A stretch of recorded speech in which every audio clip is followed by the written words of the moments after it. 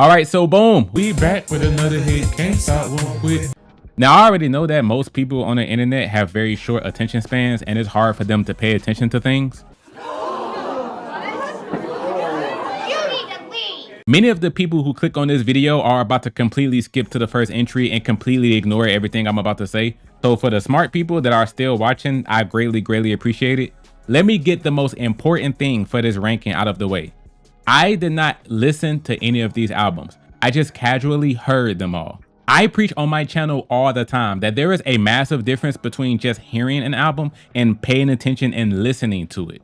Every album in this video is something that I just pulled up on my computer and played all of the songs, but I didn't really pay attention to the album to try to catch all of the meanings, catch all of the bars. No. This video is me ranking the albums off a super casual experience where I just played each album multiple times to see which songs sound good. My opinion on every single album in this video could change if I was to deeply listen to it, but just know that's not what I did. This video only covers studio albums as well, so no commercial mixtapes, no EPs, no reissues, no deluxe edition versions of albums, none of that. I'm going to leave a more detailed list in the pinned comment and description, but just know if an album is not included in this ranking, it's because it wasn't released under the TDE label or it's not an official studio album, like I said. The latest album that would be ranked is Ab-Soul's Soul Burger, so any TDE album that came out after Soul Burger will not be included. Finally, for every album on this list, I'm going to do 3 very important things. I'm going to grade the album, tell you what I think the worst song on the album is, and then give you my top 3 best songs on each album. Make sense? Let's go. In my opinion, the absolute worst TDE album of all time is... Okay, let's get it. Bitch, let's get it. ScHoolboy Q deserves all the hate he got for this album.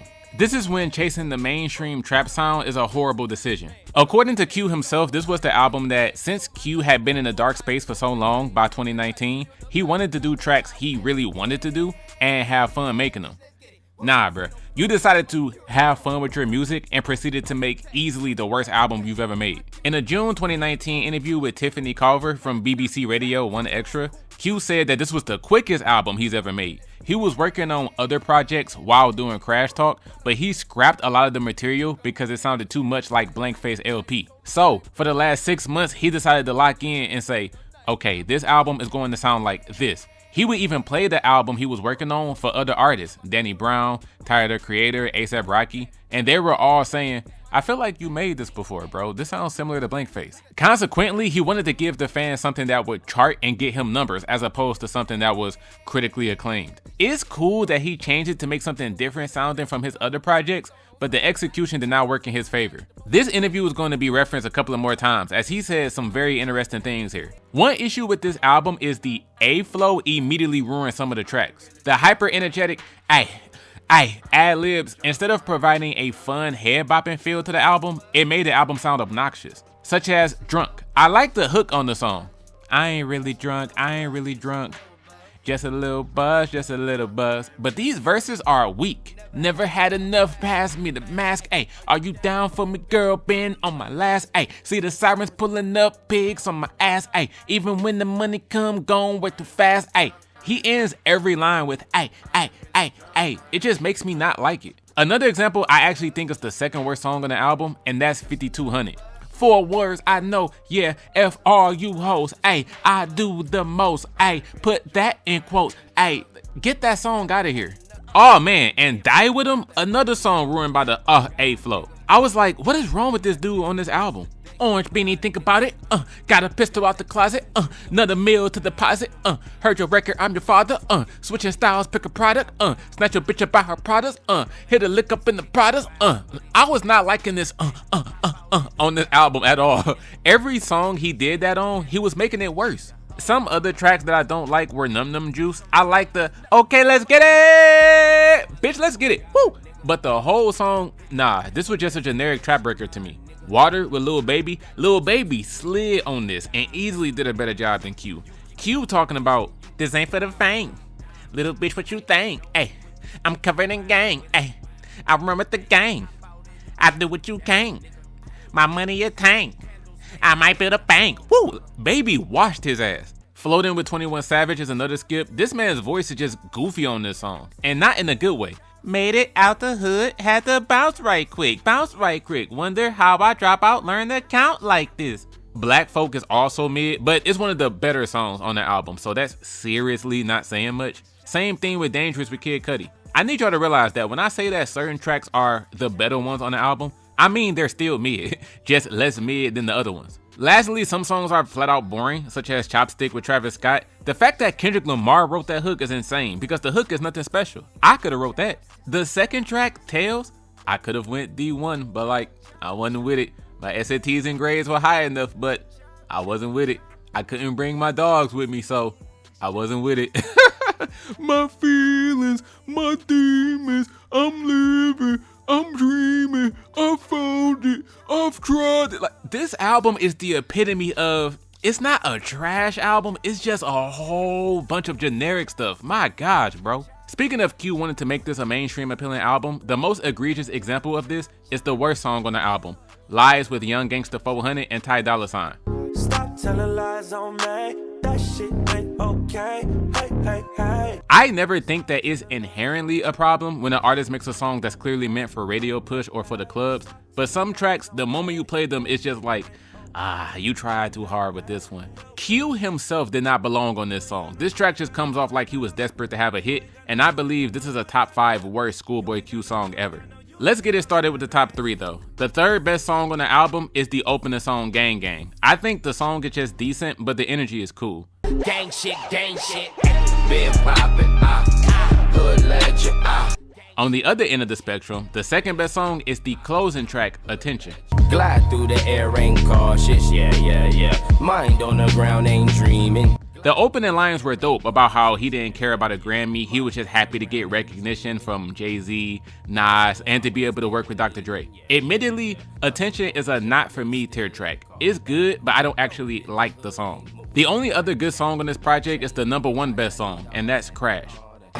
Crash, fuck all the ops, I kid you not, see we gon' crash. RIP to Mac Miller, he had vocals on that track, and by the time I got to Crash, I was just surprised that there were any good songs on here.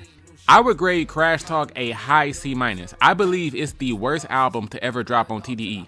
People who say this album is underrated, y'all are coping with the highest amount of cope you can possibly inject in yourself. This album is not slept on at all. It's painfully generic. I would not even recommend this album. If someone told me, you know, I never have heard that Crash Talk album by ScHoolboy Q. I remember when it came out and it got a lot of hate, but I've never checked it out for myself. I might have to tap in. I would discourage that person from doing so. I would physically grab you by your shoulder and be like, nah, bro. Trust me, you'll be fine if you never hear it. Money, hoes, clothes, nigga, that's all we know. Oh, my mama shit. If y'all thought I was done with the ScHoolboy Q slander, y'all are sadly mistaken. Habits and Contradictions is ass too.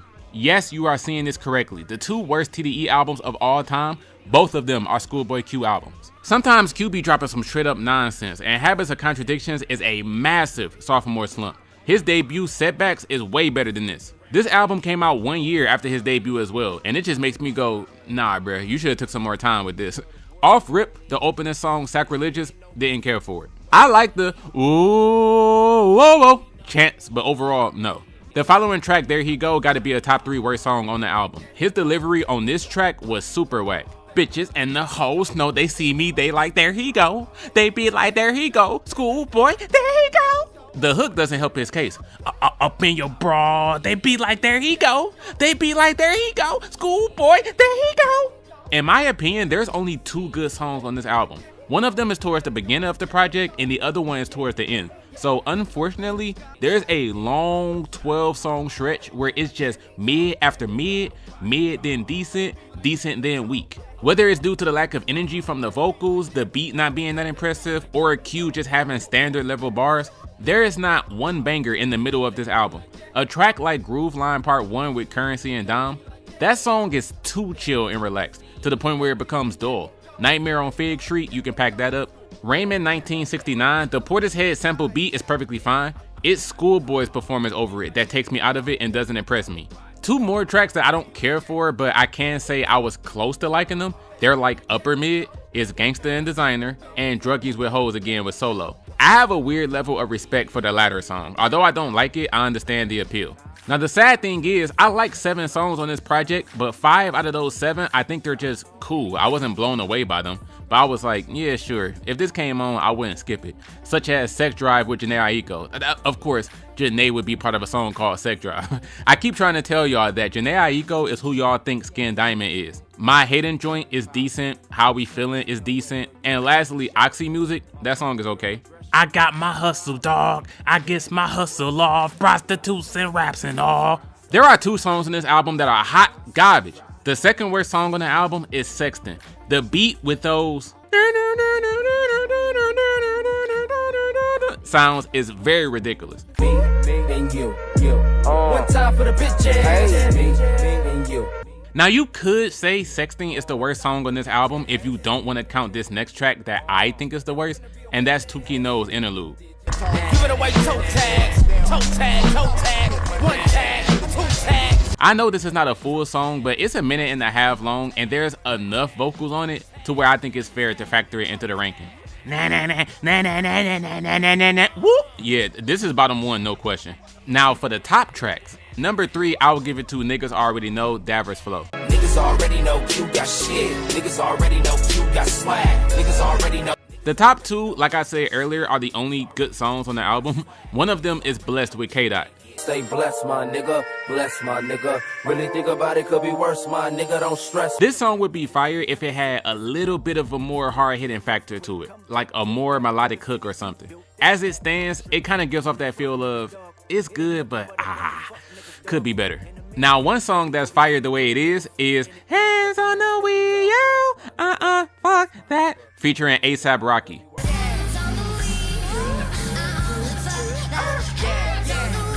100% the best song on this weak ass album. Very, very catchy, very energetic. This is my jam. Hands on the wheel, fuck that. Grade, I'll give it a solid C. Sophomore slump, second worst TDE album, and this is nowhere near the conversation of Q's best album. Anybody who got Habits and Contradictions as their #1 Q album, y'all are out of control. I don't wanna have to hit you with this phone, man. Burn your whole block down like. J-Rock is the worst rapper in TDE. Argue with your mama, argue with your daddy, argue with your barber, argue with the nigga that sell weed down the street. J-Rock is the worst rapper on the label. Ever since I started working on this video, I've been waiting to get on your ass, boy. J-Rock is the one person I look at on TDE and go, my God, y'all be letting anybody on this label. And wasn't J-Rock the very first artist signed to the label? Yeah, Anthony Top Dog, you came out the gate tripping. J-Rock's problem for me is that he doesn't have that engaging of a rap voice. I put emphasis on that for a reason. Hearing him speak period is just not ear grabbing. His voice is too gruff and just sounds too much like this. And for that reason, as a rapper, I just don't take a lot of his songs seriously because the way he sounds is a turnoff. He doesn't sound like this all the time. I'm not about to go through all 3 of his albums saying he has no enjoyable tracks. And even to his credit to why I emphasized that, the voice sometimes helps amplify the pain of his stories from his street upbringing. But most of the time, the songs sound super basic because of how he sounds. Straight to it, some songs on this album I don't like simply because these are just painfully generic street records. Like if you was to come across an unknown rapper on YouTube whose songs and music videos were getting like 400 views, their songs would sound like this. Those are for the money. Shout out to Jay Black on the hook. He's the only reason that song sounds somewhat nice. Quick shout out to Just Like Me featuring Jay Black as well. That's one of the only 6 songs I like on this project. Now, speaking of getting carried by the hook, They Be On It is another song. Kendrick Lamar is uncredited, but he's the one that's singing, and the bitches, they be on it. Oh man, they be so on it. I'm having that hook on repeat before I hear, I pull up on them hoes, roll my windows down, let my music out, 415, shake the ground.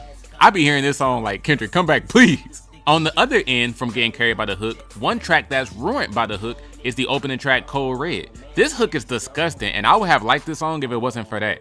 Welcome to Watts, California, where we ain't scared to run up on ya. This sounds like Grand Theft Auto Liberty City Stories music. And funny enough, that's Kendrick. So he went from helping on They Be On It to Get Your Ass On Somewhere on Cold Red. Another skip is the song Bout That. In response to what I said earlier about Jay's voice, this is one of the tracks where I appreciate the aggressive, rugged rap style, but it just doesn't make me feel anything. They like Skrilla whenever them chips ain't straight, make them strip like Magic City on a Monday. Rock! I'll give you a gold star for trying. He be trying, but again, this sounds like Grand Theft Auto soundtrack music. I do like the song Life's a Gamble. It has some uncredited vocals from Ab-Soul on there, but to be honest, that song is decent to me because of the beat and the chorus. J-Rock didn't do a damn thing. I'm on my ish, dog, like a toddler in a cradle with a pamper on. I was gonna say I wish y'all warned me about this, but y'all couldn't have because y'all didn't know I was working on this video. But all I know is, it's one of the songs that made me realize J-Rock is boring as hell. This track is one of the main culprits. All I know is diamonds, drugs, bitches, money, diamonds, drugs, bitches, money. Like, y'all actually be bumping this?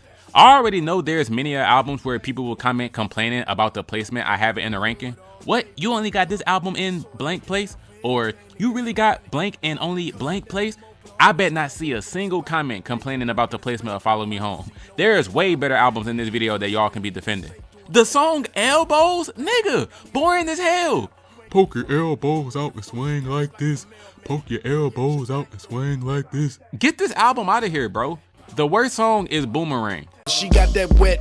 I'm talking Niagara Falls. I can swim in it. I feel like J-Rock knew while he was making this song that this was one of the weaker ones on the album. She keep on coming back like a rerun. If you pay for it, you don't need no refund. She got that wet. I'm talking Niagara Falls. I can swim in it. I'm on my boogie board. Terrible. But the top three. Third best song I would say is West Side with Breezy. Baby girl, I booked you up like we headed to that West Side. Second best song, literally whenever I tell someone you don't have to like something, I'll always specifically say, hey man, you ain't gotta like it, but the hood gon' love it.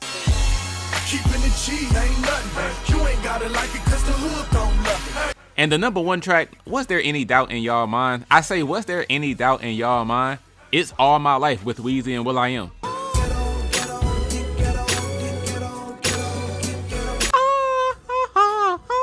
Shout out to Lil Wayne. Apparently he shot the music video for All My Life the same day he shot the Got Money and A.M.A.A.d music video. That's dope. I'll grade Follow Me Home a high C. Keep in mind, when I say a high grade, I mean it was almost a grade above it. So a high C means it was almost just a C+. A low C would mean it was almost a C-. So Follow Me Home could have been a C+, but this is super mid. 17 tracks, hella filler, and it's strongly carried by the top three that I mentioned. If you got rid of All My Life, hood gon' love it, and West Side, this album would drop to a C-. Me giving it a high C is being generous because of those top three songs. Hey man, I'm in sort of a rock in a hard place, like a guitar in a hard rock cafe. They argue about me in barbershops. Forewarning, half of Ab-Soul's albums are not going to be graded that highly. I believe that Ab-Soul is the second best rapper on TDE behind Kendrick Lamar. If you want to say Soul is over Kendrick, I won't even argue with you. Ab-Soul, as a lyricist with how creative he can be with his bars, he is a mastermind at this. Other times it can come off as too cringy and trying too hard to be clever, but that's the risk that any punchline, metaphor heavy rapper takes. Now, in regards to Do Without Will, apparently this was Ab-Soul's feminist, glorifying women album. The themes of many records were painted around the uplifting of women, and women need to stop being demonized, dehumanized. We need to protect them at all costs. Now, trust me when I say him empowering women is not why I think this is his worst album. I have no issue with the subject. But if you're gonna make some songs for the ladies, you gotta do better than this, bro. The hoes don't even like this album. The name of this album needs to be changed to Thou Shalt Not Scareth the Hoes, because that's what he did here. Go outside and ask 100 women, do you listen to this album by Ab-Soul? All 100 of them are gonna say, Ab who? Now, in my opinion, this album starts to pick up at the very end. The last 5 tracks were a smooth way to end the album, but this is a 16 song project. If your album doesn't hit a good run until track 12, then that is a massive problem. Those first 12 tracks, let me highlight the misses. Before that, Huey Knew Then is decent. I like that song. I can tell that was a track where he legit tried. He was rapping, but the overall song is just decent. For these misses though, Threatening Nature, Womanography, and Invocation with Cocaine can all get off this album. For the first track, I know that Ab be trying, but Threatening Nature ain't for me. I used to shop at Liz, but I'm still over niggas like ceilings and bright ideas. Invocation, dude was putting a lot of spit on them P's. They say pussy and paper is poetry, power and pistols, nuclear power plants and missiles. And then Cocaine didn't even do anything. He just softly says, solo, on the hook, and that's it. Womanography, I thought this song was gonna be hard off of the way it started at the very beginning, but then this instantly plummeted. And people who watch my channel, y'all know one of my hip hop pet peeves, I hate when rappers say a line and then say, get it? Or, nah, y'all didn't catch that last line, that was crazy. I said, Ab did that on here.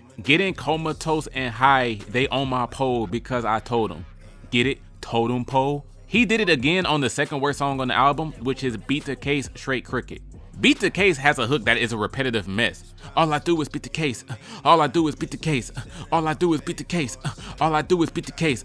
All I do is beat the case. See, I'm getting annoyed by myself saying it over and over. But later on Straight Cricket, when he said a criminal's best asset is his liability, he gonna brag about his own bar by saying, nah, that was crazy. That was crazy. His liability, his ability to lie, assets and liability. Come on, man, y'all not hearing me. Like, you feeling the need to say that is making me not like it. Y'all who listen to Soul's music, y'all know he actually does this often. He'll laugh at one of his own bars and go, nah, that bar was wild. They're not gonna catch that one. Now you know it's filler central. I have absolutely nothing to say about that song. Portishead in the Morning / Her World. The second half, Her World, was incredibly pointless considering it was only a minute long. God's a Girl, similar to Now You Know, is filler central. I couldn't tell you one memorable thing about that record. The second song on the album, Braille featuring Dreamville's Boss, I think this is the third worst song on Thou Shall Not Scare Up the Hoes. That long ass distorted, chopped and screwed sound before leading to the Peter Piper tongue twister, that killed the whole song. It was already mid, but this whole part, Hey, Peter Piper picked a pack of pickled peppers. Yeah. This sound is like the last minute and a half of the song, and that was a horrible idea to do that. Let's quickly mention some positives. Those last 5 songs I was talking about, 2 of the top 3 songs on the album are in that bunch of 5. You'll see which ones are which. Evil Genius. This production and background singer was nice as hell, but this verse was very try hard. And the My Young was not good. As soon as Ab's verse started and I heard that flow, I said, yo, you doing too much. Indecisive, enlightening, frightening idol with the light sensitive eye of the tiger, fire flame, die line times 5 by the waves, skydiving tidal waves. Truthfully, I'm skipping Ab's verse every single time. The singing that goes from like the 3-minute mark to the 4-minute mark was the best part of the whole song. And the different instrumental at the end was chill too. Lonely Soul, The Law, that song was kind of just on. The leave me alone, leave me alone, leave me alone singing was nice throughout it though. YMF was cool, but I was mad at him for that line, I gotta wear shades every day. It's difficult to figure me out. You're supposed to look a man up in his eye, but they don't even know what eye is about. But there are 2 times in TDE history, y'all, where the worst song on the album is the opening song. Remember I said this, 2 times in TDE history. In this case, that song is titled Raw Backwards featuring Zacari. Throw that wag shit up in the trash can. We don't wanna hear that whack shit no more. I'm already sick of people saying that this song is raw, no pun intended, and it's one of the best songs on the album. If Raw Backwards is one of the best records, then this album is super trash. I'm low-key like a locksmith working on both knees is one of the most try-hard bars I've ever heard. That line is freaking horrible. And his delivery was weak as hell here. I'm cozy, act like you know me, overly dedicated, just like my homie. It's so ironic that he ended his first verse with, throw that whack-ish up in the trash can. Because yeah, that would be this song. Whew, man, top 3. The third best song on the album, Wifey versus Wi-Fi / PMS. Out of sight, out of mind, shit on mine. Long as the nigga making paper when he doing time. This song sounds good, and although I wasn't paying attention to the lyrics, from what I was hearing, it sounded like he was saying some stupid try-hard stuff on this song. I want you to tweet me right now if you're using your 3rd iPhone. Dude, that freestyle from BR3 was better than everything I heard from Soul. Penitentiary mind state, is it my fate? For God's sakes, why did I have to lose the case? Soul, including PMS on the record, is wicked because he got super watched. PMS is more of the highlight. Second best song is The Law with Mac Miller and Rhapsody.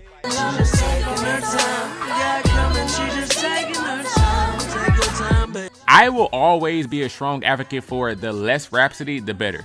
Take her verse off of this song and I would like it even more. But the best song on this weak ass album is DRUGS. I love my mama, Lord knows I does. I love my family, According to Lupe Fiasco, this stands for "Don't Ruin Us," God said. Sure, bro. Again, as much as I try to give Soul credit, it's like he's addicted to saying at least one garbage line in each song. I got some issues. I ain't talking about a newspaper. I'm talking about the issues that come with this new paper. Whack. He's so lucky this song sounds good. I will grade Thou Shall Not Scareth the Hoes a high C.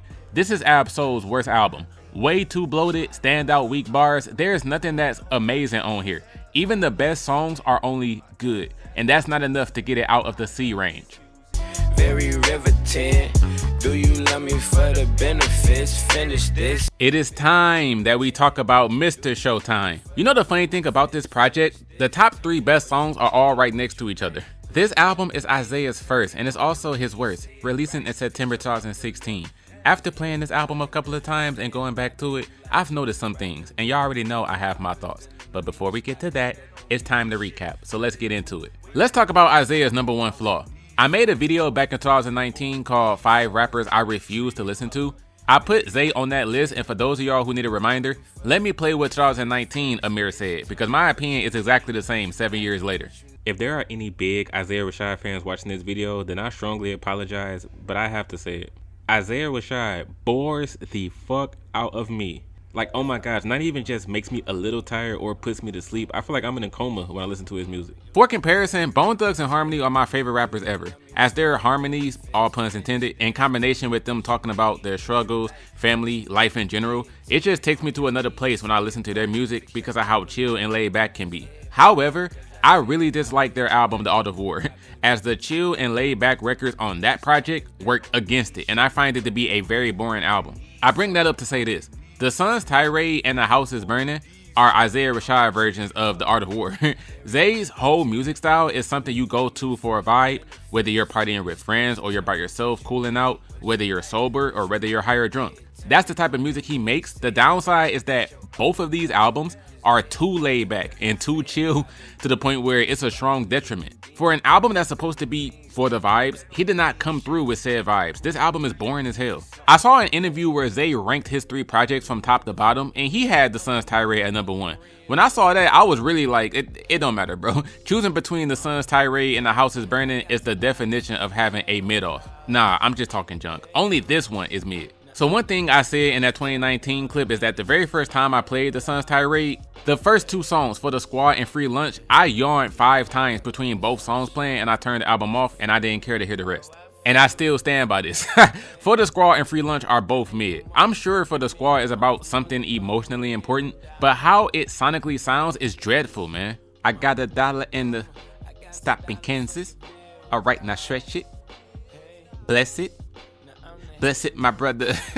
By the bed, by ear, by boot. Free Lunch is the better of the 2 tracks, but the hook takes me out of that song. The production and Isaiah's voice in the verses make it a smooth listen, but every time I hear meal ticket, come on, it ruins the track. Speaking of songs being ruined by the hook, TDE and Dollar, when the beat picked up at like the 48-second mark, that was definitely when the song got more entertaining. But overall, I know that bitches gonna be bitches, but I love them hoes. It's alright. I can't believe this, but J-Rock easily had the best verse on that song. When his verse came up, I damn near started enjoying the whole track. But then the hook came back and I went back to, oh yeah, nah, keep it. Find the Topic, Homies Beg just seemed like a song that didn't need to be on here.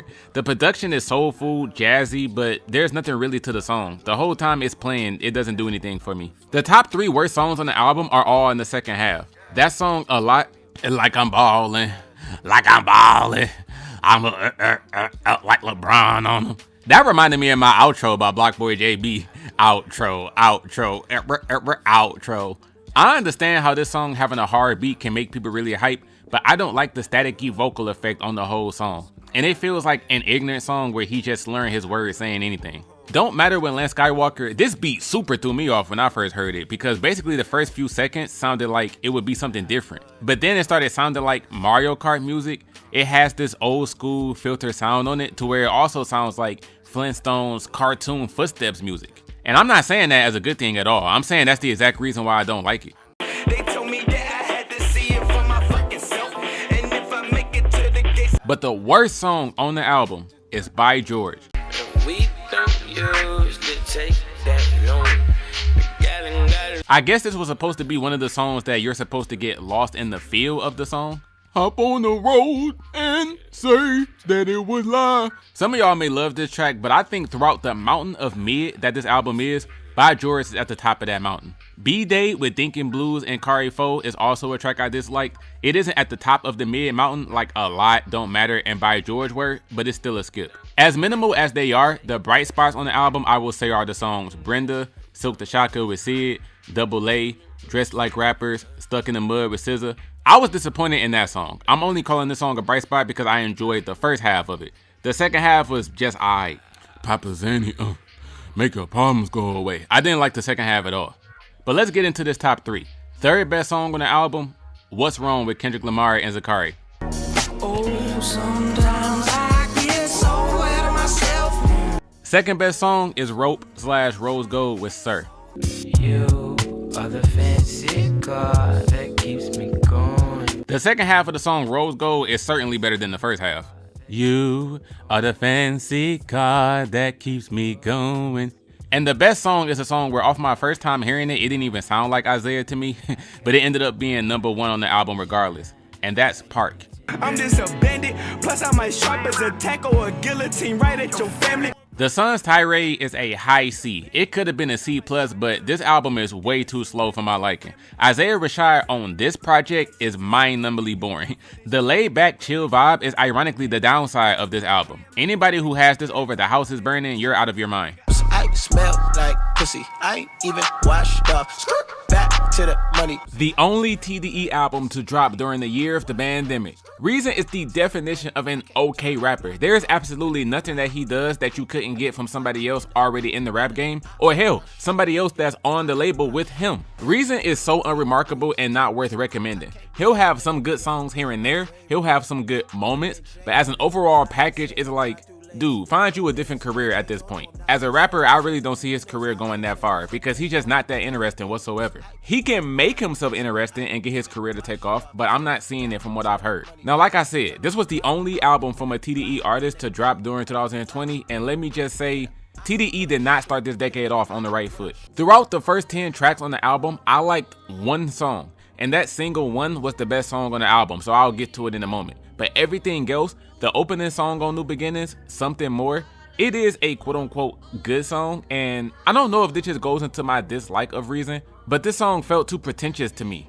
I feel like he went into making this song saying, yeah, I'm about to spit some real stuff from the heart. Let me go ahead and tell the people about my life. The problem is that it made the song feel template-like let me check this type of song off the list. This nigga said, this feels like Bed Bath & Beyond cause I got a lot in store. The first TDE song of 2020, and it's this basic backstory track. Pop-ish with ScHoolboy Q. With me dogging 2 ScHoolboy Q albums recently, none of you should be surprised that I don't like this song. But hey, speaking of Q, the next song, Showstop, this sounded like a ripoff of Q's That Part. Showstop. Showstop.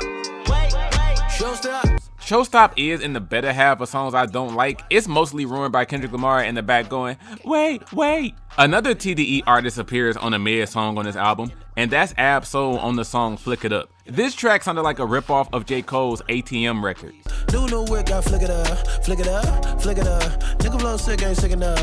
And this man Reason had the nerve to say on here, coming up as a kid, I was trying to be Jay, I was trying to be Ye, I was trying to be Wayne. Now kids say they trying to be Reason.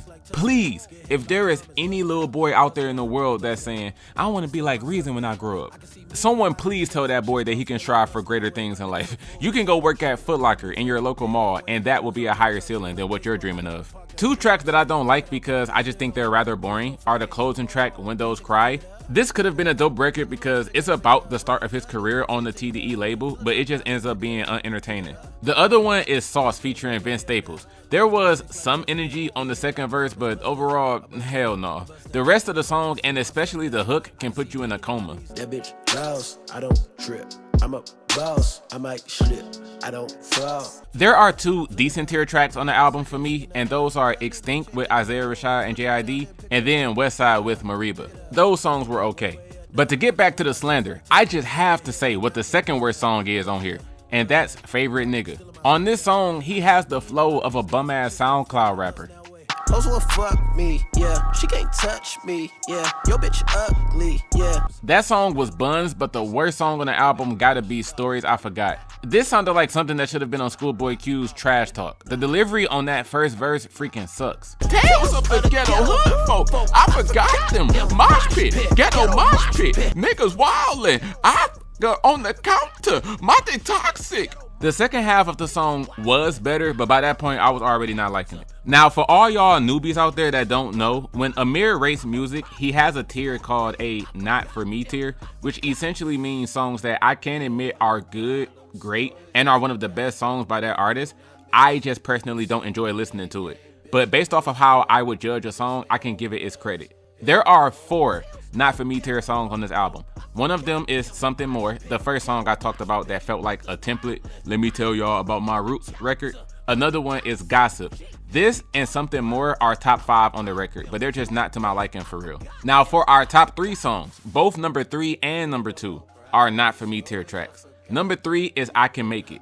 I can make you understand the inner workings of a spitter that let off like Tommy Boy, no heel figure. Rhapsody and Reason on the same track is a nightmare of a pairing. This is a song I almost liked, but as I got more into the verses, I was just kind of getting bored. But the beat and the chorus are still smooth. The second best track is Slow Down featuring Alameda. Slow down, yeah. Slow down, yeah. Now, lyrically, this song is incredible. The first verse is about his girl having an abortion, and he admits that he didn't feel guilty about it, but him being close to being a father was a big wake-up call for him. The second verse was about his cousin, whom he previously made a song about called Better Days, and the song was about his cousin's gang life and drug addiction. The catch is, Reason never told his cousin that he was going to release that song, telling the world his business. The guilt started to hit Reason when his cousin got into a car accident and ended up in a coma. So that's when it all sunk in for him, like, damn, I'm out here making money and blowing up off of telling your story and I didn't even tell you about it. Now, what if my cousin doesn't wake up from this coma? Like, I can't live with that on my conscience, bro. It's actually a great song. If someone told me they think this is Reason's #1 best song, period, I wouldn't bat an eye. I just don't like it because it felt like he was trying to rap like Kendrick on this, and it just simply isn't that entertaining. For me, the best song on this album is Fall.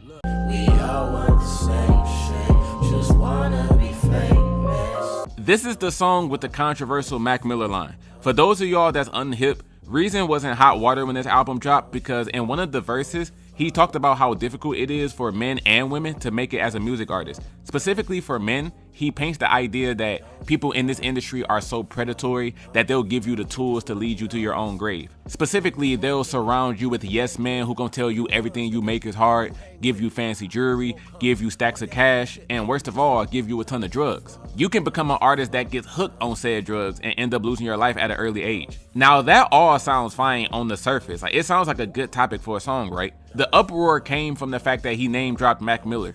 So instead of Reason just saying, you gotta be careful in this industry, watch out for shady people, they gonna surround you with pussy, money, drugs, and you can lose your life getting lost in those things. He specifically said, one day you can become the next Mac Miller.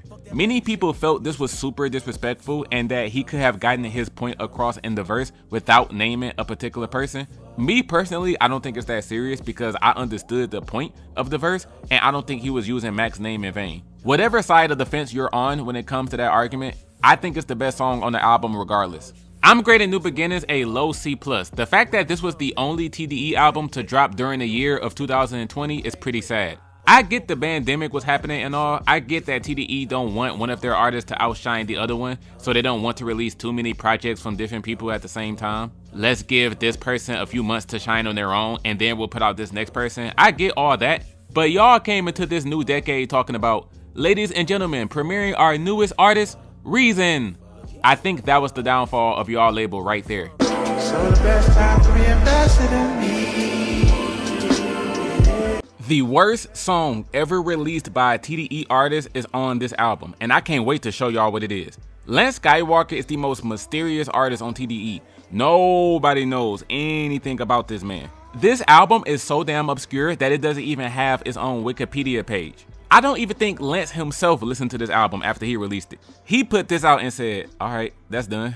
Now this is his second album, released in February 2023. And for those of y'all who aren't familiar with Lance's music, which will pretty much be every single person watching this video, I'll be the guide for you to explain the type of music he makes. So Lance essentially makes experimental R&B and experimental hip-hop music, way more so the former. He does mostly sing in his music, but the curveball comes when you hear the production. You never know what sounds this man is going to throw your way. His songs will go from sounding like something you would hear if you was in a space shuttle, like an intergalactic space station, then it'll go to sounding like you're at a grown folks lounge listening to jazz music doing a wine tasting.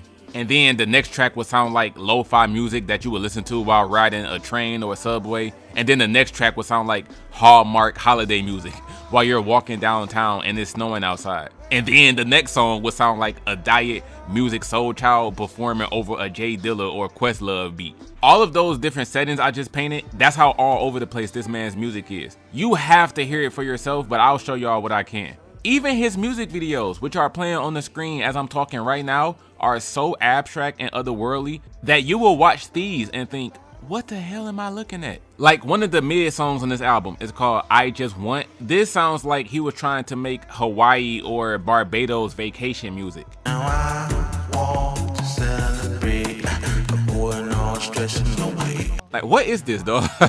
This is a super short 10-track album. There's actually 11, but one of them is called Church, and Lance is not even on that song. It's a 60-second poem performed completely by Ab-Soul. And then Ab is only talking for like 40 of those seconds. So yeah, a 40-second Ab-Soul poem on a Lance Skiiiwalker album, I just didn't even factor that in. Out of the 10 tracks that I am factoring in, I dislike 4. The Hawaii Barbados track was one. Another skip is the song Beantown, which is the shortest track here. This is one of the walking in a snowy downtown area songs that I was talking about.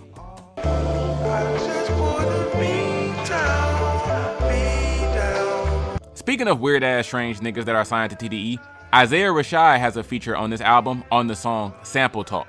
At the beginning of the song, the boys talk about how nothing felt better than going through the records at a record store and being enthralled by the cover arts. Looking at the covers, it makes you start imagining what the record can sound like and what things you can do with those sounds. This is an experience where if you make music yourself, only you can understand how you truly feel. The thing with Sample Talk is that there is no rapping or singing on here. Isaiah and Lance are just talking over the beat for nearly 3 minutes. Surprisingly, there are some decent tracks that I enjoy. It Was All is cool. The title track, I like it, but this song has no vocals until it's halfway over. And even then, the vocals are nothing, just random words and random intervals. And then there's the song N.I. Radio Whispers. Lance works as a Quiet Storm DJ radio host where he prompts people to call in to express their late night thoughts. However you're feeling at this time of night, are you bothered and irritated, or are you loved and comfortable? Call him and let him know how you feel. N.I. Radio Whispers is probably the main song on the album where you'll get the experience and feel of what Lance was going for this project. But now, it is finally time to get on this dude's ass. The worst song on this album is without a doubt one of, if not the worst song in the history of TDE releases. Listen to me when I say this. Audio Didactic would be a top 15 TDE album if this song was not on here. But because it is here, this project drops all the way down in the TDE rankings. And that is IG. IG by Lance Skiiiwalker is a pathetic excuse for an experimental song. This song is freaking horrible.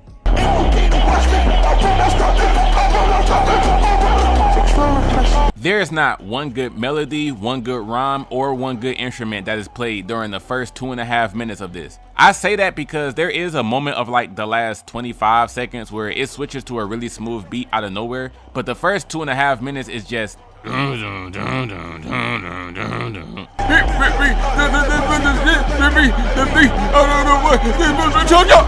This song is freaking awful, and it is the #1 worst song I have ever heard from a TDE artist. Sing About Me, I'm Dying of Thirst by Kendrick Lamar is not even this bad. Let's get to the top 3 though. Number 3 is Where To With You. There's something about that double T in the morning deep voice singing that sounds so vibey over this piano.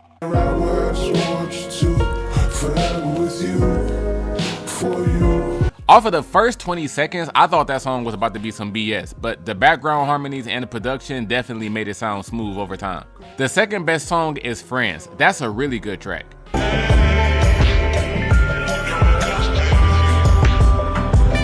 The best song on the album, I gotta give it to Everybody Hates Somebody. Everybody hurts somebody.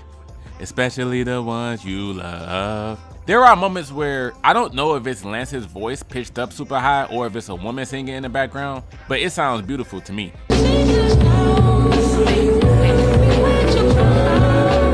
Overall, I'm giving Audio Didactic a low C+. Keep in mind that I would give it a low B- if it wasn't for the song IG. That is the worst track by a TDE artist, and it single-handedly plummeted this album down in the rankings and made it get a low C+. If we make it out alive. I was patiently waiting to hear something from SiR, because before this video, the only R&B artist on TDE that I've ever heard anything from was SZA. And I'm so used to only hearing rap artists from this label. So seeing that SiR was an R&B singer, I said, finally, I get the chance to see if one of their singers is better than SZA. Please, I must know, number one, if SiR got some heat, and number two, is he better than SZA? Now to answer the question, do I think that SiR has more enjoyable music than SZA? Yes. Admittedly, she has better music, but I enjoy SiR's music more. Now, although I think that Chasing Summer is not the best showcase of his work, this is his worst album to me. Okay, so for the first song on the album, Hair Down,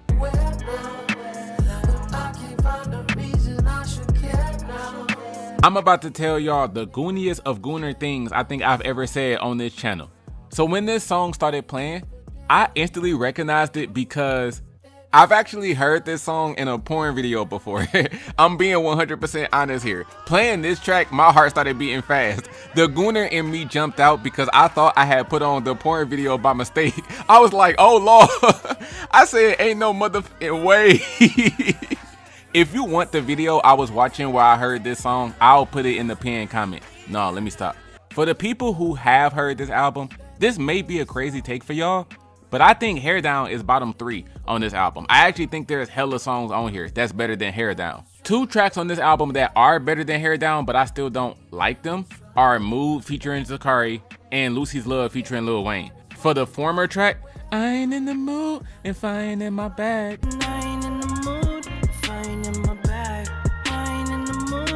If anything, the hook with Zacari is the only noticeable thing about it. And then for the latter track with Weezy, funny enough, this did sound like Carter 5 era Weezy too. The way he sounded, the way he was rapping, it's in the exact sound he had on the C5 project. But honestly, get Weezy out of here. He didn't help with this song. And SiR's part didn't sound that good either. I would decline if you pull up on some. Boy, I got that super duper 60-40 motion. Speaking of features, Smino can forever get packed up. He's on the song LA Lisa and I didn't enjoy that one. And then, I'm heartbroken to say this, the absolute worst song on this album has a Jill Scott feature. The song is called Still Blue. Sir Daryl, you got this gorgeous, scrumptious ass, treatable ass Jill Scott on your album and you bestowed upon me the worst song in your catalog. Still Blue is the worst song on Chasing Summer. It is extremely boring.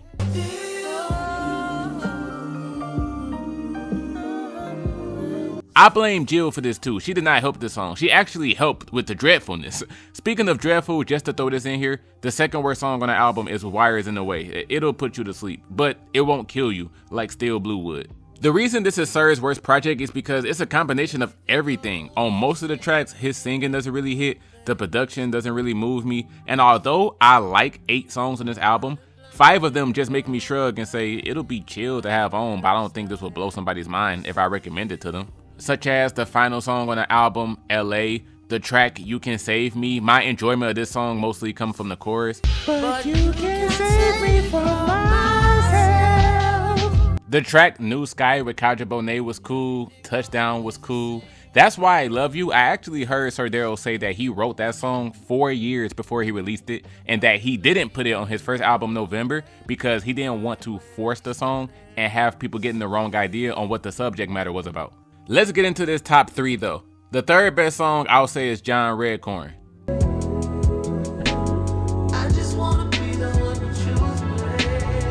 The penultimate track, The Recipe, I will say is the runner-up. This ain't the recipe.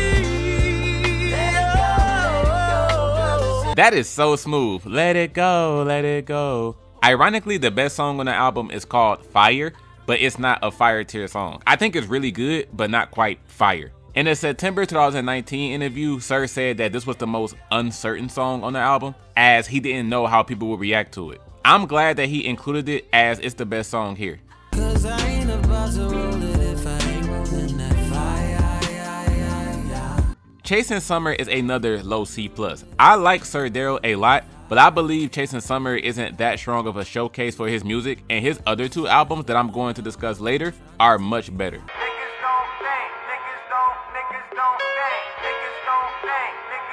Another trash debut TDE album. Long-Term Mentality by Ab-Soul, not a good album. Not a good album. As soon as I heard the opening track, Real Thinkers, my expectations for the rest of the album plummeted. I said, I don't think this dude's rap style is going to match my taste. Pushing 25 but still feeling like 18 with more insight than an encyclopedia. The Carson arson warm enough to fight anemia. I instantly thought, oh, this album about to be garbage if he stays rapping like this. Now, I'm using the terms trash and garbage to be dramatic. Speaking honestly, Long-Term Mentality is a project that keeps the same quality throughout the whole runtime. Out of the 13 tracks, I don't think either half is much better or worse than the other half. For example, the last 6 songs on the album, from Time Is of the Essence to #LTM, I only dislike one song, and that's More of a Euphoria with Allure Joe, RIP. Soul sounded like Kanye West a lot on the track, and that song just felt overly preachy to me. Look at your primitive brain, look at your ignorant ways, look at your innocent eyes when the mirror look your way, look away. Yeah, keep that for sure. Amongst the ones I do rock with, although I like all 5, I don't think any of them are good. They're all decent, okay tracks. Time Is of the Essence, all the times Punch kept saying, time, were pretty obnoxious. Almost There featuring BJ the Chicago Kid, I only like the production. And BJ's, but Ab himself can get the hell on. Picture That with Javante was straight, I like that one. Now #LTM with Pat Brown. This song has a 3.5-minute outro of just talking. It's kind of annoying how that's the case when this isn't the final song on the album, because this album ends with Constipation. So for you to stop rapping and just talk for a long ass time, why is there another song after this? You could have just ended the album by now. To be fair, Constipation is a bonus track, which is why I'm not factoring into the rating, into the grade. I never do that with albums. I don't really care for deluxe edition, bonus edition tracks. Like, dude, if it wasn't originally on the base album when you put it out, then it's not on the album, if you ask me. Because this is Ab-Soul, you already know he gotta have some garbage punchline somewhere. On the track featuring Merce, Big Payback, this Jive Turkey gonna say, you need to quit like quiet without the E. I was like, bro, you not even trying to write good bars, are you? But let's get to talking about the first half of the album. On the song Moscato, although I enjoyed the entire track, Ab got smoked by Kendrick Lamar, for real. Kendrick smoked his ass on Moscato. Another TDE feature on the album is ScHoolboy Q on the song Hell Yeah. Fortunately for Ab, he didn't get smoked here, as I think the overall song is mid. Now, I already talked about the opening song Real Thinkers, which I think is the second worst song on the album, but the #1 worst song is the song right after it, Gone Insane. Think a nigga must be lucky. She's such a doll, I guess that makes me Chucky. Now, with me not liking Real Thinkers, this track being right after it, when I tell y'all my first impression of Ab-Soul was so poor, I said, oh my god, how do y'all Ab-Soul fans listen to this? I be eating rappers, that's the only way I'm biting them. That was yummy, dummy, nothing funny. Give a bitch some sippy, then I get some sucky. This is without question the worst song on the album. I don't want to hear none of y'all say any other song on here is worse. But in order to give this man some compliments, the third best song on the album is Nothing New with Skin Diamond.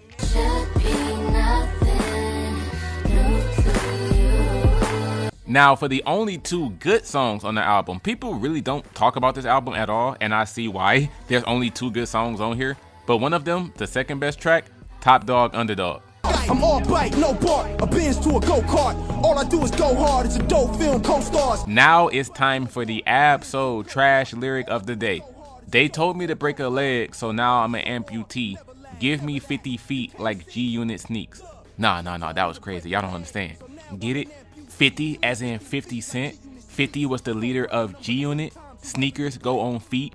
So give me 50 feet like G-Unit sneakers. Now I see why people don't talk about this album. He was rapping his ass off on this song though. I gotta give it to him. But it ain't better than the #1 track. The #1 track is Loosen My Tie. Just witness the glitz and the glamour shining. Can't tell who real or who lying. What up? Whoop. I'm grading Long-Term Mentality a low C+. Again, I see why people don't discuss this album. It is nothing special at all. And outside of Loosen My Tie and Top Dog Underdog, I don't think you're missing out on a single song if you don't hear it. These niggas ain't shit. Mommy. Win, win, win, win. Stop chasing that bitch. Let me say this right now. There are 2 bonus tracks on this album called Real and The Other Side. These 2 songs were updated to the album 5 months after the album released for Real and 8 months after the album released for The Other Side. It is a travesty that Real was not included on the album originally and therefore won't be factored in into the ranking, because if it was, this would be the #1 best song on this album. J-Rock and T Grizzly killed that song. 90 days ago I was just in prison. I got out with a vision and now with J-Rock and kids. Ain't it a blessing? Foreign cars, but we dog them like Buicks. Get to it, no talking, just do it with no swoosh. Just kill us off that kush. Me and Grizzly on the track, we both from the Black Book. This is one of the best songs in J-Rock's whole career. But since it's not on the bass version of the album, let's discuss what is on this mid-ass album. It is kind of a problem that the best songs here are ones with features on them. The only song where the feature did not help the quality is Tap Out with Jeremiah.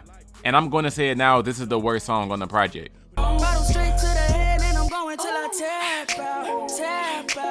I knew this would be the mainstream chasing song as soon as I saw Jeremiah as a feature. There's nothing inherently wrong with having a mainstream appealing track, but asking a girl for her zodiac sign in 2018 is lame as hell.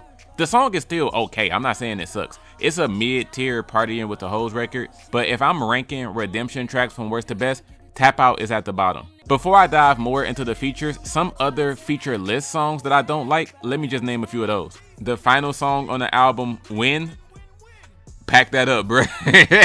I have never liked this damn song. J-Rock's voice can be annoying when he tries to be melodic or sing, and this song is the worst offender of that. Win sounds like TV commercial music, like a sports montage or something would be playing over this. I ain't chasing after no bitch. I got bigger plans of staying rich. I've been tapped in since I was 6.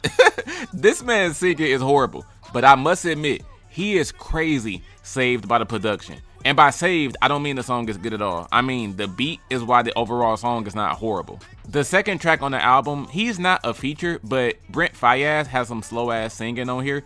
For what it's worth, kind of dragged on. Same thing with the song Troopers, very boring track. J-Rock just does an awful job adding slight melodies to his verse. That, day ones in the sandbox, from breaking through them padlocks to burners in the stash box, yo ho hood mascots. This is ass, dude, straight ass. The song right after that, Broke Plus Minus, that's also a skip. These next 2 songs I'm about to name, they're both mid, but they're upper mid. I would rank these as like the 7th and 8th best songs out of 13 on the album. Those are ES Tales and Knock It Off. The latter song was produced by Baby Keem. When has Baby Keem ever produced a good song? The look of disgust I had on my face when I heard this chorus was funny. His voice was silly as hell, but you do get used to it though. Drop off. You ain't me, nigga. Knock it off. On a more positive note, I like the songs The Bloodiest and Rotation 112. On The Bloodiest, I liked how this was his reintroduction song. J-Rock and I'm back, bitch. Evil tapping in like the feds is watching. No album, no dope, I was all out of options. I'd rather rob than get a job, don't insult me. Fortunately, I don't have to take back what I said from the Baby Keem slander because he produced Rotation 112. But my question was, when has Baby Keem ever produced a good song? This song is not good, it's only aight, so my point still stands. Now for this feature talk. One of, if not the most popular song on this album features Future Hendrix and K-Dot, and that's King's Dead.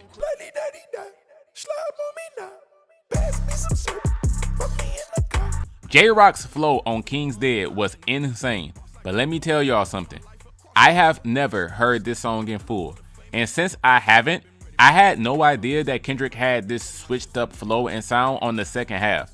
I would put King's Dead in the not for me tier solely off of that second half. This part by Kendrick I did not like at all. F integrity, F your pedigree, F your feelings, who am I? Not your father, not your brother, not your reason, not your future. Red light, green light, red light, green light, red light, green light, red light, green light. The whole time Kendrick was rapping, I'm like, nigga, come on.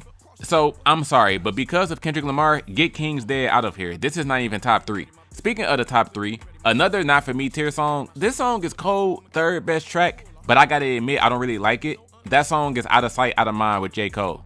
Boy, when you got it, you keep it close. close watch on the ones that's befriending you. Them'll be the ones that envy you.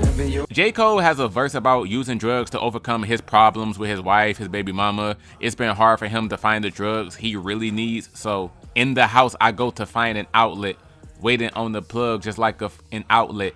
He's taking Xanax in the meantime. He advises you to keep a close watch on new people befriending you because they'll be the ones trying to take your spot. They won't help you when you're down, and they'll even try to smash your girl to get a glimpse of what it's like to be you. This is a really good song, just not personally entertaining for me. The second best track is the title track, Redemption with SZA. Although Kendrick Lamar ruined King's Dead, he did the complete opposite on Wild Freestyle. This is the best song on the album.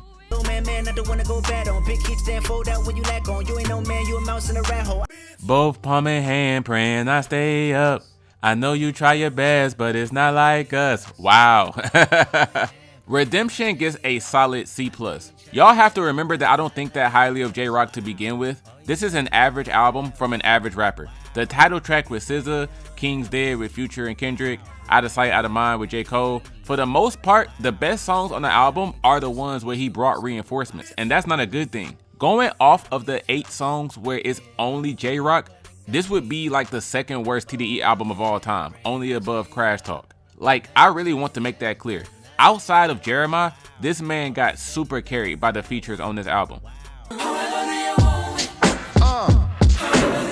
Mic check, 1, 2, mic check. We are now outside the bottom 10 for TDE albums. But just because we outside the bottom 10 don't mean that the albums are becoming good now. I still don't rock with a handful of these, including Ab-Soul's Soul Burger, which was the very last album that I played in order to do this ranking. According to the idea and title of the album, this is Soul keeping the spirit of his deceased friend Dough Burger alive and they're fusing as one.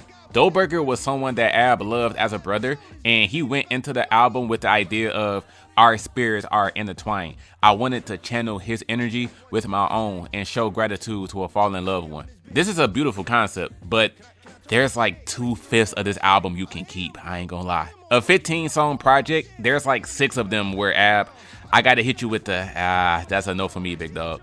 Now, I don't consider not for me tier tracks as you can take this off tracks, because even though I don't enjoy it, it doesn't necessarily mean that I will remove it from the album. One of those cases is the opening song 9 Mile.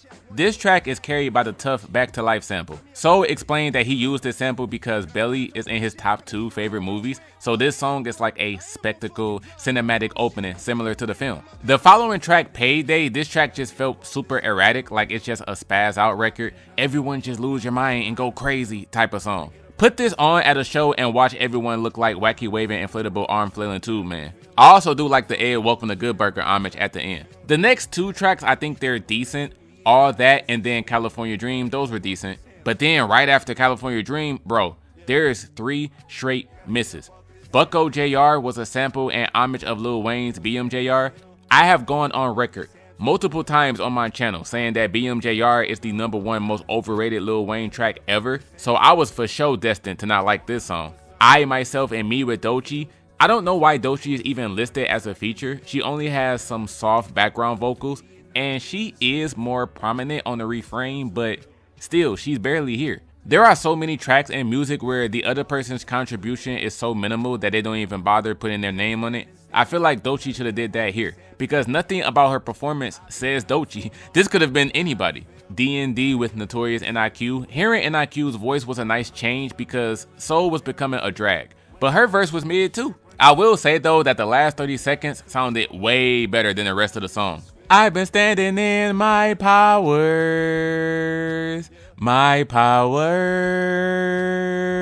yeah. The sad thing is, the more it went on, this album still didn't pick up. GoPro with Ty Dolla $ign felt more like a Ty song featuring Soul Burger. Don Julio 70 with Fresh is decent. I wish I could like the song more, but Fresh's voice is a little annoying. All my life I've been on my grizzly, got 12 on me, but I'm not ya. Salty Sweets is also just decent. And I just put my sugar mama in a pretzel. I brought an army while you just trying to arm wrestle. And then similar to D&D, the last 30 songs is the best sounding part of the song. I said the coke is still wet and niggas still hating, niggas still dreaming, that's why they still waiting, let's get it. I got to that moment and went, nigga, why do you wait until the very end of the song to bring out the good stuff? Even skipping to the final song, Righteous Man, where he sampled Kendrick Lamar's How Much a Dollar Cost, I like the laid back beat, but that's pretty much it. The overall song, get it out of here. If y'all thought I've been slandering this album too much so far, oh no, we about to get balls deep now. The worst song on this album is easily Crazier with JID. You remember what happened to the Savior? This shit only get crazier and crazier and crazier. I really dislike the sound of this song. I'm sure there's hella bars in here because you know how Solo gets down, but this song just sounds annoying. We lapdog niggas who lazier, and by the day it's getting crazier and crazier and crazier and crazier and crazier and crazier and crazier and crazier and crazier and crazier. Oh my gosh. Thought you was Titanic, but I'm the glacier. That pussy good, but I've had tastier. I get very freaking annoyed hearing this song. The top 3 songs on this album are all in the final 5 tracks. Similar to what I've said about some previous albums in this ranking, SoulBurger would be ranked way lower if it wasn't for these top 3 songs. Number 3 being Peace featuring Lupe Fiasco and Punch. I just want peace. I just want peace. In some areas, Soul's deceased friend Doughburger is listed as a feature on the track. In reality, the feature is AB using an AI modulator, however you want to say it, to sound like his old friend. Now, the second best track is Squeeze First 2, Squeeze 1, ST2. I actually don't know how this song is titled, but still, second best. Thou shalt not fuck with raw me or he face 1,000 deaths from Mr. Herbert. This man said, I'm not a Cuban cigar maker, but I want all the smoke. He's so lucky these horns and trumpets sounded so powerful because I would probably not like this song otherwise. Now, the number 1 song on the album.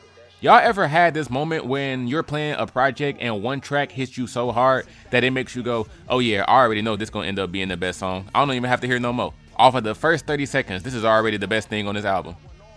Yeah. I just want you to see that you can have what you want, be what you want. The Sky is Limitless immediately became the best song on SoulBurger after the first 20 seconds it played. I am not capping. This jumped to the number 1 best song off of the first 20-30 seconds. AB's melodies on this song sounded tremendous. And that's my word. I can build long term. I'm infinite. I never quit or expire. The only way I retire. This song is freaking great. Top 5 song in AB Soul's whole catalog.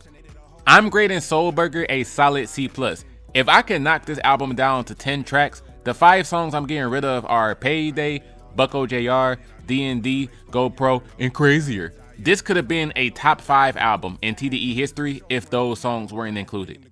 The money, the clothes, the cars, the hoes. Devin Malik is someone who started off as solely a producer on TDE, and he's recently gotten into rapping himself. And Deadstock is his first project where he's rapping on his own accord instead of only making beats for other people. He self-produced most of the songs on this album. Now, since I'm about to talk about Devin Malik, let me say this. The other producer on TDE that has his own album, Banx, his 2025 album, RHODA, will not be included in this ranking. The difference between Devin and Cal is that after playing the RHODA album in full, Cal is not even on a lot of the songs. Although he produced every track, there are several records where Cal has very minimal vocals or he's not on the song at all. Devin is the opposite. He raps on every song. So that's why Deadstock is in this ranking, but RHODA isn't. Just to let you know too, I would grade the RHODA album a solid B-. The worst song on there is Stepping Stone.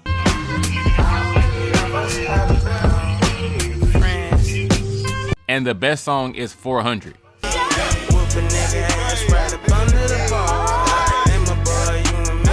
RHODA also has like the best opening 6-track run in the history of TDE.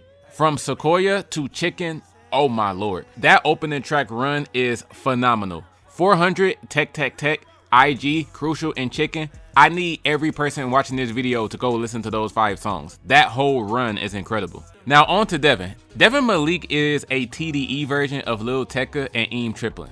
Speaking on his influences, Devin said that his inspirations are artists such as Tyler, Creator, A$AP Rocky, Kid Cudi, Playboi Carti, and Lil Uzi Vert.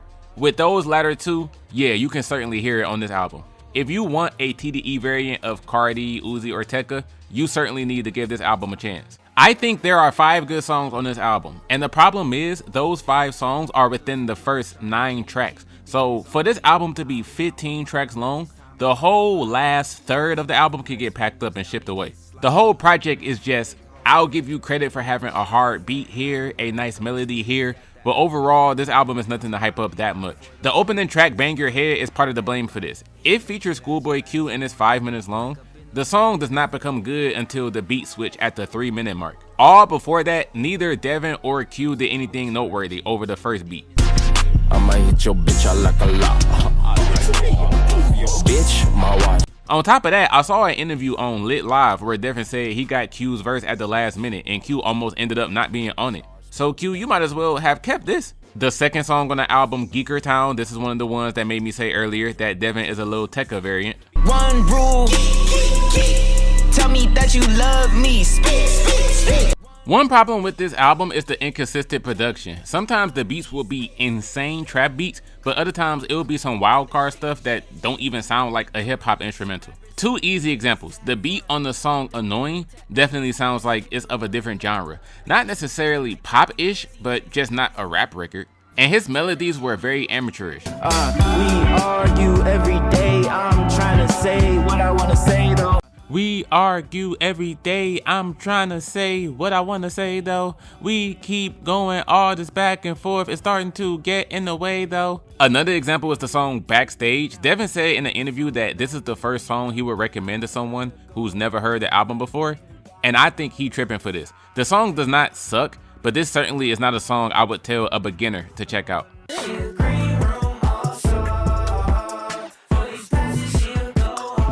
But some songs, like I said, the beats are insane. Popping Out the Range, for me personally, I think he ran the A flow into the ground, but I can tell this song goes crazy at a show. Hey, hey, popping out the range, hey, popping out this bitch, hey, popping out the range, hey, popping out. Canadian Tux, oh my goodness, this instrumental was knocking. 100K, that just cost me a month. I got more bread than they serving for lunch. The little body Bentley. I don't even care about the weather. Every day I rock Bottega Veneta. Summertime, but I'm still rocking that sweater. Rockstar lifestyle, got that jacket with leather. My new bitch, yes she a model. So every day we go shopping together. Call me Mister, put that shit on. Ever since pockets was light as a feather. If you decide to check this album out, the last thing I will warn about Devin Malik is this. This little boy is a horn dog. So many of his lyrics are sexual to the point where I think he's addicted to smashing hoes. He does not shut up about it. You're going to come across so many sexual bars. I hit from the back and she pushed back is too much inches. Smelly sex at 12, we hear them crickets. And now we're in the whip banging like my instrumental. Put all this dick up in the shirt. She love me, I don't even flirt. There are several more, but you get the point. You freaky ass boy. Worst song on the album though is Strippers. I actively dislike the beat to that song. It's disgusting.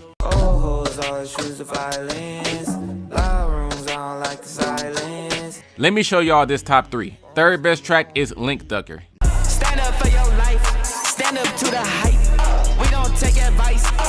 Second best song is PDA, which Devin said is his favorite song to perform on the album. And this song is good. This sounds like some Triplin stuff, except for the last 30 seconds of it. Nah, I don't know why he decided to switch it up like that. But before the switch up is good. Hey, what can I say? Hey, please don't go away. Hey, no, baby girl, we can go to the bank. And the best song on the album is Pearls. I didn't start liking this song until like the minute 3 second mark. All before that, this song was a skip. The part where it hit, had my mama check, that's my biggest flex. Starting right there, this song became hard.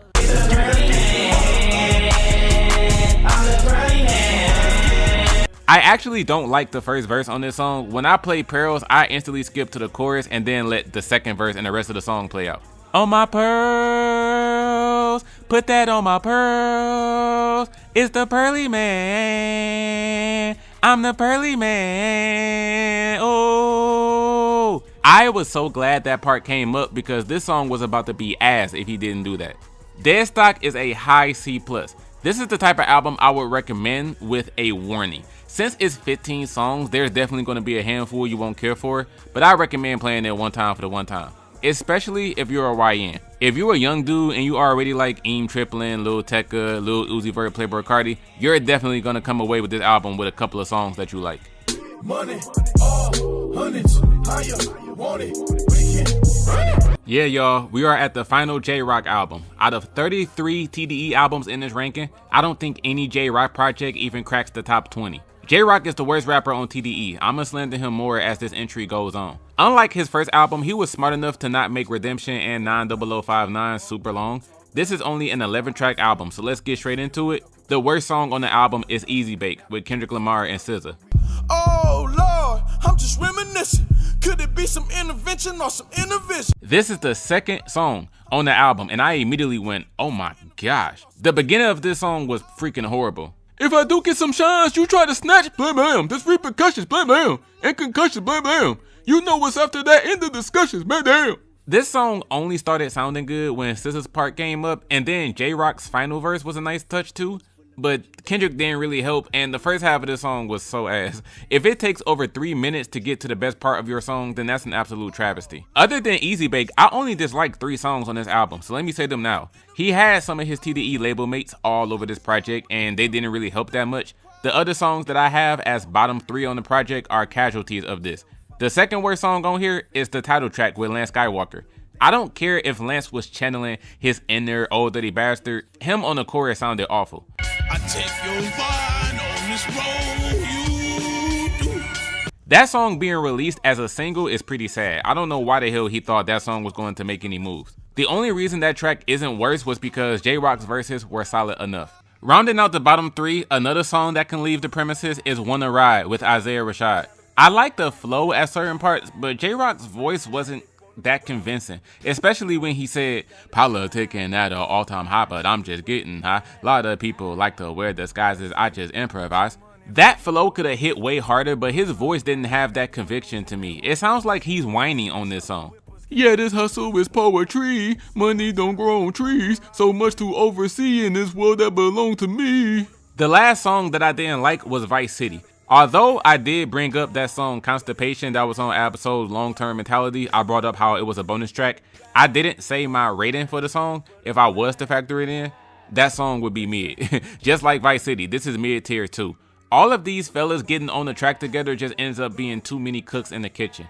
It hardly ever sounds good to me when J-Rock, Kendrick Lamar, Ab-Soul, and ScHoolboy Q are all on the same song. On the bright side, the opening song Necessary and the closing song The Message were decent. I like both of those. Back to Skiiiwalker, he's on 3 songs on this album. It took me until this album to find out that for a period of time, people didn't think Skiiiwalker was a real person. Apparently when he first came out, people thought he was an alter ego of J-Rock, not his own person. I've never heard that theory until I played this 90059 album for the first time.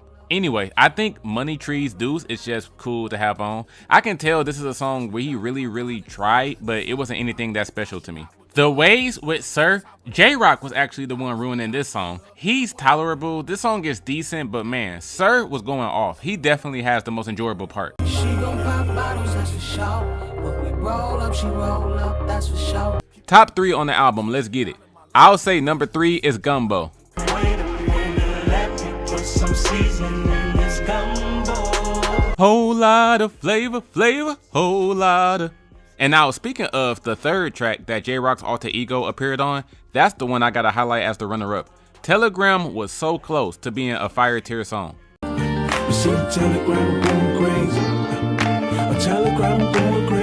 I had to knock it from being fired because that angelic hollowing in the back,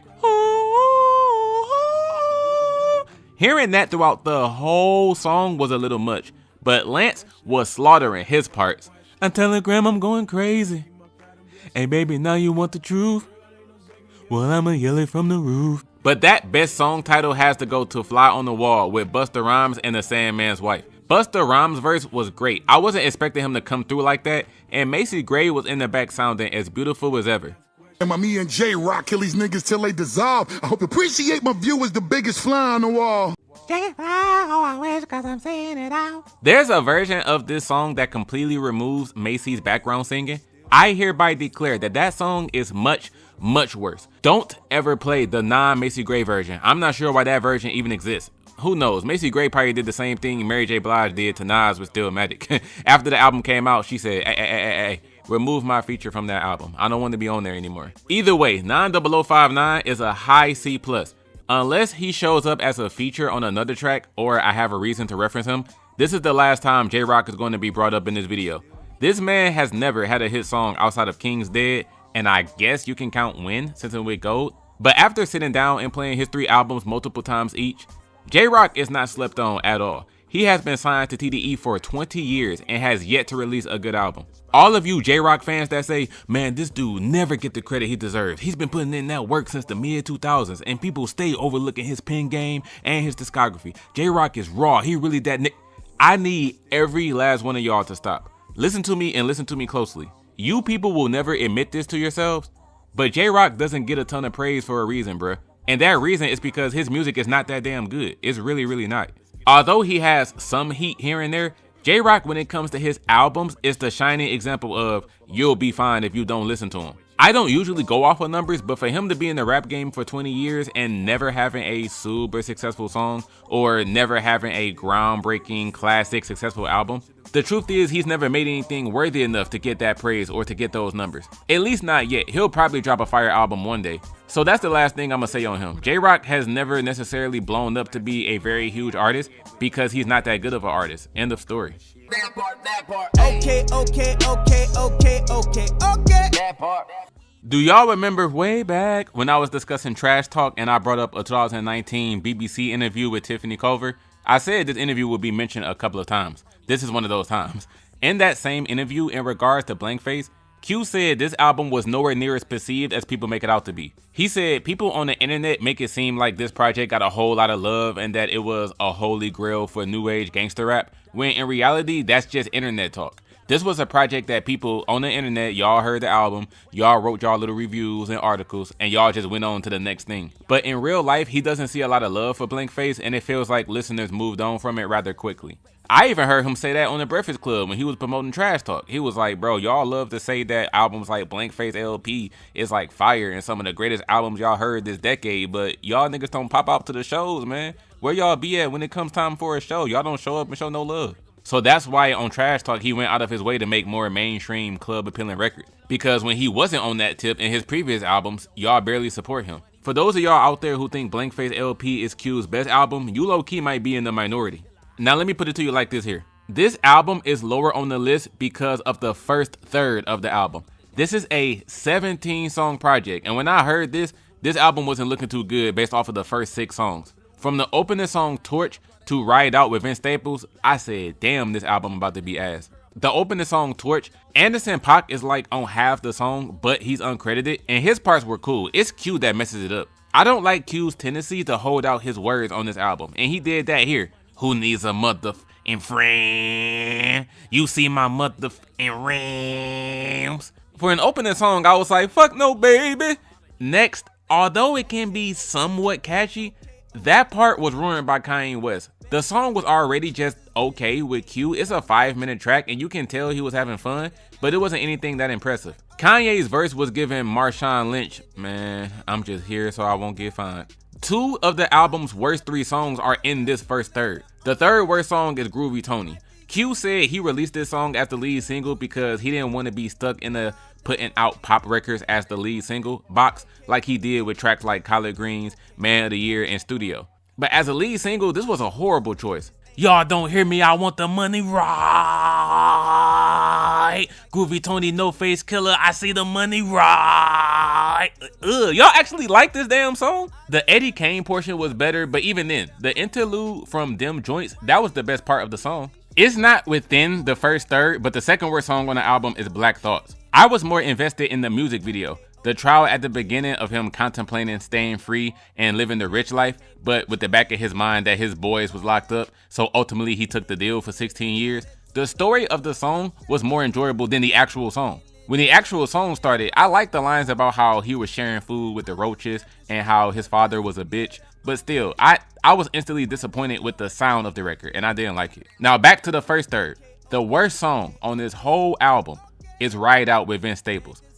Freeze up, eyes too close, ride out. The hook makes this song just dreadful.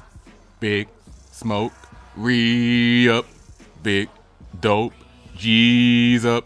The guitar in the background was great though, production cool, the rapping I don't care for at all. Y'all that's hearing me call this the worst song and going, what you mean, that song hard? I disagree with every last one of y'all. The only 2 songs I like from that first third are Lord Have Mercy, produced by Swizz Beatz, and then Know You're Wrong with Skiiiwalker. Some other skips, the title track with Anderson .Paak, you can pack that up, and the final track, Tuki Knows Too. That is the best song amongst the ones I don't like. Ranking the songs from worst to best, Tuki Knows would be like 11th place. Now, some decent tracks from the rest of the album are Dope Dealer with 40 Water. This song being produced by Southside and Metro Boomin definitely gave it an ear-catching, attention-grabbing sound. That beat was crazy. John Muir strongly carried by the chorus and production. ScHoolboy Q on the verses did nothing for me. One of the most unorthodox and goofiest songs on here is one that I actually enjoy, and that's Big Body with the Dog Pound. Man, them niggas ain't hot. Man, them niggas ain't cold. Big body, big beans. Big body, big beans. So there are 5 songs on this album that I think are good. So clearly these are the top 5. The 2 that fall right outside of the top 3 for me are Never Change with SZA and Whatever You Want with Candace Pillay. Never Change was one of the songs where him holding out his words didn't bother me that much. Well, keep spinning, the block stay hot. And SZA was a great addition. I didn't like all that yapping that Candace was doing at the end of her song though. I don't want your money, honey. I just want your love. That part, get that part out of here. But it's still a good song. Top 3, let's go. Number 3 is Straight Ballin' Like a Bitch. Straight ballin' like a bitch. Hey, wait. I like the line of, it's easy how I make a meal flip. Snoop is like the only rich Crip. I'm 100% sure that there's other rich Crips, but still a dope line. Number 2 song on the album is By Any Means. You can steer that wheel, hit the gas and go. Get yours, get yours. Get yours by any means. Now I know this is an insane take to have this as the best track on Blank Face, but honestly y'all, my number 1 is Overtime with Justine Skye and Miguel. I wanna fuck right now. I wanna fuck right now. I wanna fuck right now. This is a case where having a super obvious mainstream chasing record on an album worked out in his favor. Like I be saying, there's nothing inherently wrong with making these type of tracks, because in a case like Blank Face LP, Justine sounded beautiful, Miguel himself is beautiful. Let me stop. And this is the best sounding song on the album to me. Simple. I'm grading Blank Face LP a low B-. I actually disagree with the folks that say that this album is fire, amazing, and all of that. This album is greatly hurt by the first third. Torch, Groovy Tony, shout out to Jadakiss. That part, nah, shout out to Kanye. He completely ruined that. And I don't have anything against Vince Staples, but in my life experiences with him, it's extremely rare when he's on a song and it ends up being good. All of these tracks, the title track, Black Thoughts, yeah, this album is just good. Nothing more than that.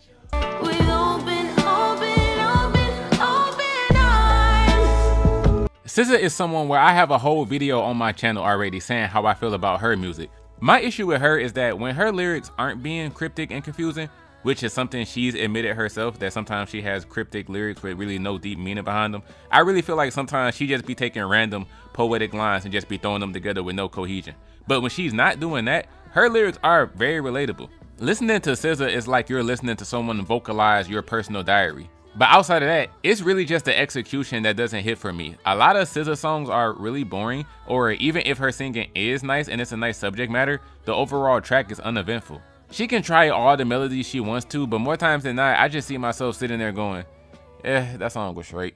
The fact that SOS is a classic and is already praised as one of the most legendary R&B albums of all time is insane. Y'all girls that's fighting y'all insecurities be listening to anything. This project is 23 goddamn songs long, so you already know it's some mid sprinkled throughout the whole SOS bed. Let's get into the disrespect. Used with Don Toliver, I would probably enjoy this song if it was a solo SZA record. Get Don Toliver out of here. You can't trust nobody you ain't been broke with.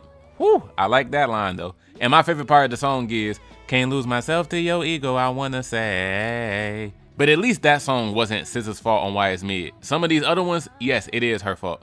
Ghost in the Machine with Phoebe Bridgers, Special, Shirt, and Good Days, all can go. I can't even blame the features. Even the latter 3 songs when she's by herself are no-goes. A couple of tracks, although I'm skipping them, I would say they're in the better portion of the mid records. Open Arms is completely ruined by trash Vic Scott.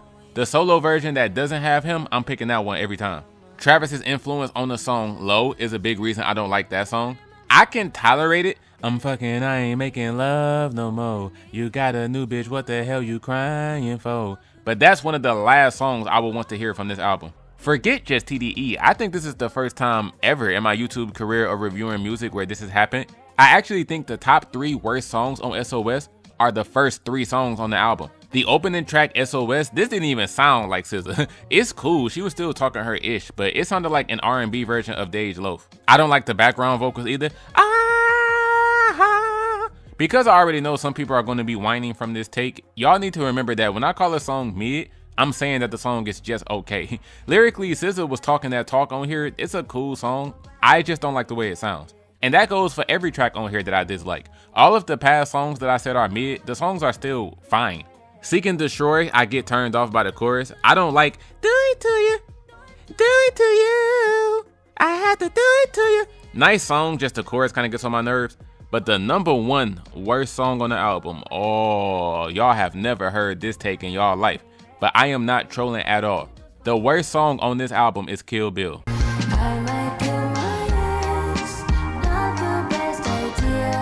I don't like the melodic choice of I might kill my ex. She doesn't sound that good when she's rapping either. This text gonna be evidence. This text is evidence. I tried to ration with you, no murder, so crime and passion, but damn. There are a few things I don't like about this record. Lyrically, the song is good. I need to stress that about SZA.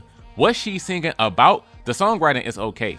I just think the song doesn't sound as incredible as people say it does. Hearing people say this is the best song on the album, or even SZA's #1 best song, period, I just go, absolutely not.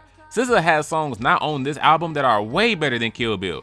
Time Travel Undone, for example, is way better than this song. Out of 23 songs, I like 13 of them, so I can give some compliments and some backhanded compliments. The song Snooze, I like it, but it's not all that. I really don't know why this is praised as a top 3 SZA record.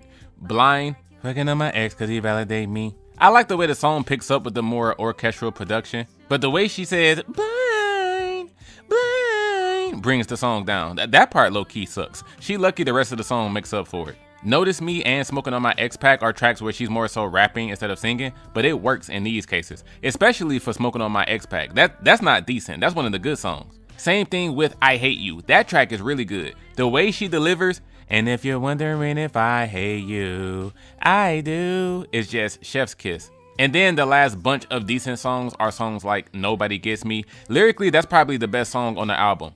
I Only Like Myself When I'm With You is an insane line. Lyrically, that's one of her best songs that showcases what she means when she calls herself insecure and needy. And then Conceited, Far, and the final track Forgiveless with Old Dirty Bastard, those are all decent. That last one, I more so enjoyed for SZA's production. The ODB vocals were so damn abrupt that, yeah, they could have been removed from the song. Missionary is getting boring, so let's switch positions to this top 3. For the first time in this TDE ranking, y'all, all 3 of the top songs are fire tier songs. All 3 of these tracks are great. Let's start with number 3. Gone Girl, Flames. Gone girl, gone girl. Number 2, yes, I freaking love F2F. The streets love to say this track was too off the wall for SZA. Shorty thinks she Avril Lavigne. And here's the thing, they're not wrong, but I would rather take this Solana Lavigne Avril Row record over many other songs this girl has.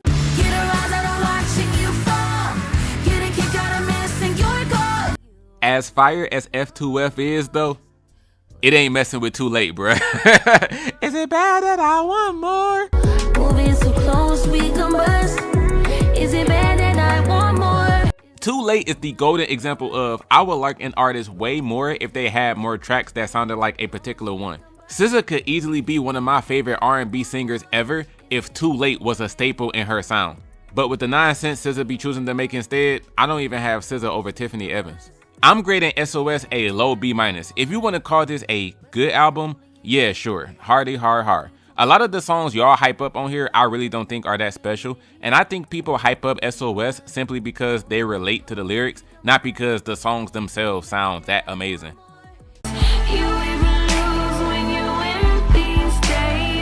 Yeah, Absol, you got another miss right here, bro.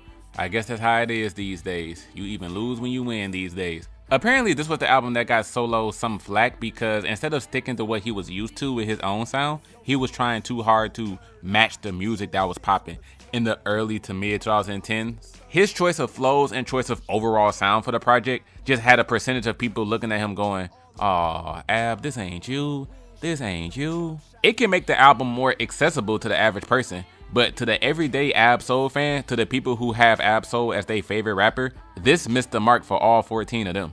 Now, for me, someone who's not a connoisseur of solo, I can hear those criticisms, I hear them, but after hearing all of his albums and looking at his full catalog, I'm still taking this over some albums where he's quote unquote being himself. There are some songs on this bitch that I'm not taking, such as 100 Stacks with ScHoolboy Q. That song is bottom 3 on the album. Put It On Crib, Ignorance is Bliss, I Love Foreign Tits and a Clitoris, Beat the Pussy Down like my nemesis, Make the Pussy Drip like a... Ooh, I ain't gonna say that, he was wildin'. I don't dislike that many songs on this album. There's about 5 you can pack up. That's still a third of the album, but it could be worse. Another song you can pack up is the Kendrick Lamar interlude. A.B.B. is indeed on this song, it's just named after Kendrick. This is a sequel to A.B.B.'s outro on Kendrick's Section 80 album. The last minute of just the saxophone playing doesn't sound that good to me, and that angry, gruff delivery that K-Dot was using wasn't for me either. So these days, these accolades that's meant for we, it's only truth that this ish was meant to be. TDE. Closure is another skip. I actually really like the hook, but the verses are boring and drag the song down. Things just ain't the same no more. Things just ain't the same no more. Still think about you every day, and I wish I could stay. It's too bad that the rest of the song doesn't hit. Stigmata with Action Bronson and SiR can go, because who the hell is listening to Action Bronson? And finally, the worst song on the album is, for sure, Ride Slow with Danny Brown and Delusional Thomas. This is probably the worst A.B.B. soul song of all time. This track was painfully freaking boring. And it's 7.5 minutes long. What the f... Why come with me? Come with me. I'm not even saying that as a hyperbole. This is a top 3 worst A.B.B. soul track ever, along with Crazier with M.A.A.d and Going Insane. Fortunately, it's not all skips on here. Some decent tracks to me are Feeling Us with Ray Vaughn and some other weak ass rapper. That was cool. I like Twalk with Short Dawg and Young Jinx. I've never heard this word in my life. Twalked, twacked, whatever. Clearly it may be a regional thing. But this is one of the main party records on this album and one of the tracks that people criticize for so chasing the popular sound at the time. This song just screams Diet DJ Mustard.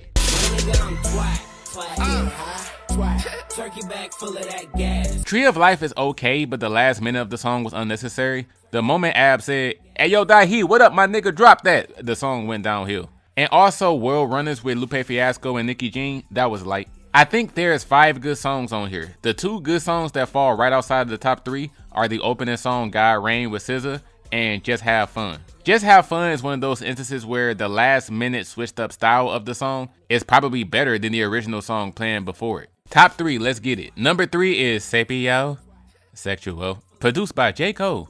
Let me hit it from the back. Let me hit it in reverse. This song is hella goofy, and I kinda don't blame someone for not liking it, but it gets a pass from me. Number 2, Ricky Rose. The song Never Mind That is hard. Nigga, tell me something I don't know. Are you a lesbian or a librarian? I know you got room for my dictionary in your library then. That line was whack, and I understand that the radio static effect that keeps popping up can be weird, but I rock with it. This is actually a fire tier song. I love randomly singing, "Nigga, tell me something I don't know." But the best song on These Days is a top 5 A.B.B. soul song of all time. Never Mind That is top 5 too, but I was so impressed when I heard this, and that's We Really Out Here.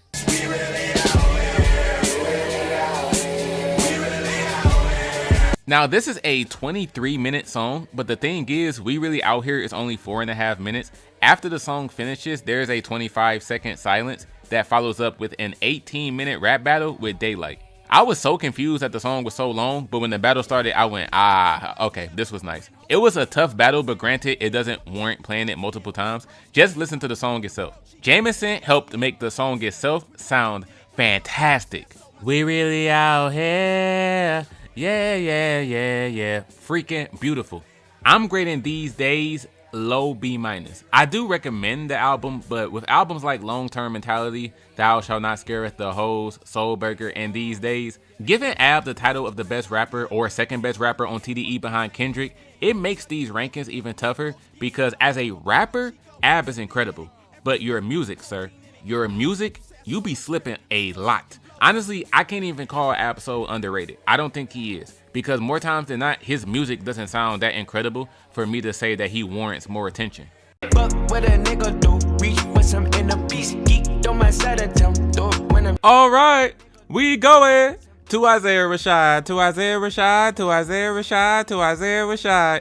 I don't have high expectations for Showtime. I went into this knowing it would be a silky, vibey, smooth type of hip hop because that's what his first album tried to do. And this was a way better attempt at it. I don't care what any Isaiah fans say. Not only is The House is Burning better than The Sun's Tirade, it's way better. Like, dead ass not close. But even though this was an improvement, you not without scrutiny, you freaky ass boy. Let me immediately announce the worst song again. That title goes to Hey Mister. All this talk I've been saying about Zay being boring as hell, this is Exhibit A, ladies and gentlemen. Hey Mister is sleep inducing. I'ma tell y'all this straight up. If there's ever a night where you're laying in bed and you're struggling to fall asleep, you tossing and turning and you just can't seem to enter sleep mode, put Hey Mister on repeat. Guarantee you gonna be out of there after the first verse. Yeah, me and my niggas on P's and we was on Blaze and we was on sofas. One of them bitches gonna tease. There are 3 songs where I don't like Zay's performance, but the feature artist did a nice job. Chat with YGTYT. This beat is so hard, but the way Zay is rapping is way too boring. If I wasn't rapping, baby, I would still be running Mercedes. These next 2 examples, oh my freaking gosh. These are skips because of Isaiah. From the Garden with Lil Uzi Vert, the first half of Isaiah's verse was such an annoying flow. And the hook too. Came out buzzing, came out puffing, came out on your cousin. I do all these floozies worse than they daddy, but you love her. Came out buzzing, came out buzzing, came out buzzing, came out buzzing. I will admit it gets tolerable as the song goes on, but damn, that first couple of plays, I thought this song was awful. The other song was Lay With You with Duke Deuce. He got smoked by Duke Deuce. Pussy niggas acting tough. Fuck a Draco, keep that capital K for range, that's if you run. This was pretty much the worst song on the album until Duke came in. Old niggas turn to enemies, now I'm seeing plenty strictly business. They like, don't get trippy, bitch, I need a milli. But this nigga Isaiah, last year you was my bitch, now you my baby girl. If this was a solo record, this would have been the worst song on the album. He got Superman saved by Deuce. The only mid song where this isn't the case is All Herb. I wouldn't say he got carried by Amenity. The song overall is mid because of the both of them.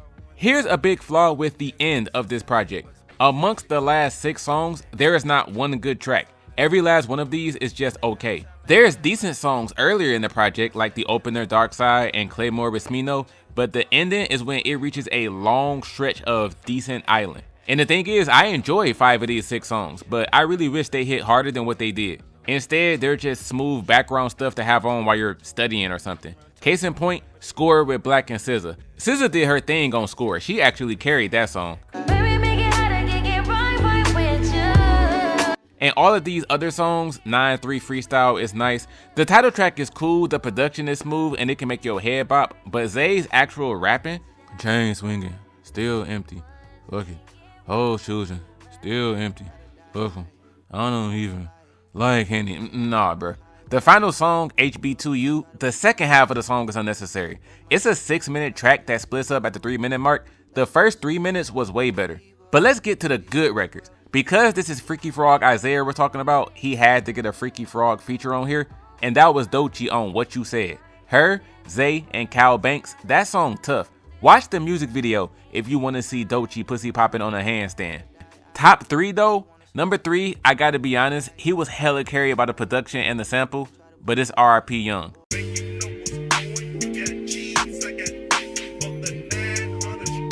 The second best track is True Story with J Rock and Jay Worthy. This beat gave me some old school Southern player feels.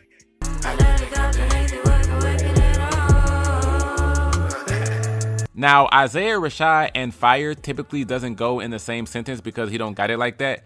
But yo, this number 1 song was beautiful. And that's Headshots.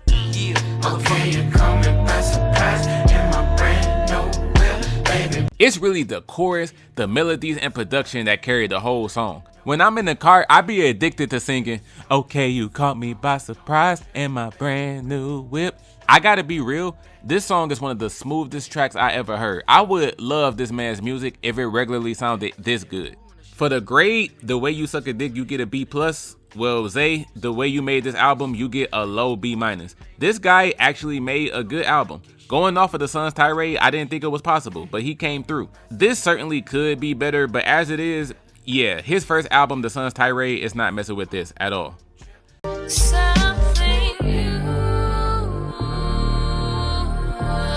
Do y'all know how long it's been since we discussed a SiR album? His second album, Chasing Summer, was way near the bottom of the list. I told y'all, I like SiR a lot. I just think that project wasn't a strong showcase of his music. We're finally discussing his debut album, November.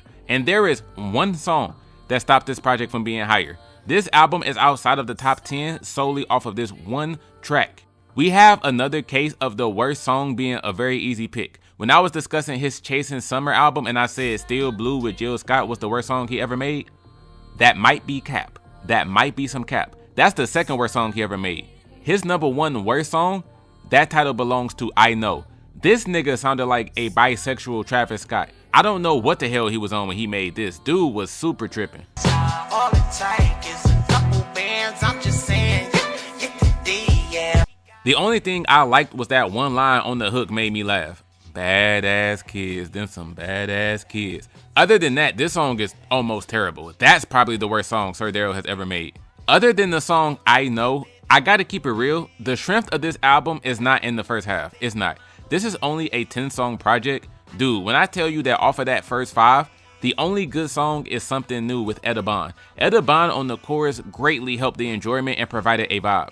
Eda also sounds like Joy. For those of y'all who know who Joy is and y'all like her music, Something New is certainly a track I would recommend. The other songs within that first 5, I do like the songs That's Alright and Something Foreign with ScHoolboy Q. The former, he's kind of singing like Kevin Michaels. I'm getting too deep into my R&B bag. Y'all young niggas, y'all don't know who Joy or Kevin Michaels are, so let me stop. Something Foreign is a fine record, but then the second worst song on this album is that Devil song. Hearing that,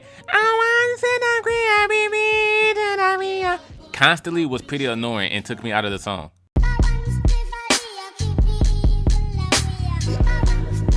Mind you, this is SiR's first album, and these are the first 5 songs I've ever heard from him. So going off of the first half of this album, I was scared. Like, oh lord, no wonder why don't nobody know who this nigga is. He trash. Fortunately, the songs pick up right afterwards. I like 4 of the 5 songs on the second half. SiR's strong point on this album is that he can definitely make some laying down and relaxing music. If you really need something soothing to hear while you're laying in bed, laying on the floor even, this man's vocals can just get you lost in the middle of a daydream, such as the song Dreaming of Me. This has the classic Erykah Badu, Bag Lady, Dr. Dre explosive sample, and y'all know that's a cheat code amongst hip hop and R&B. You can't go wrong with that sample.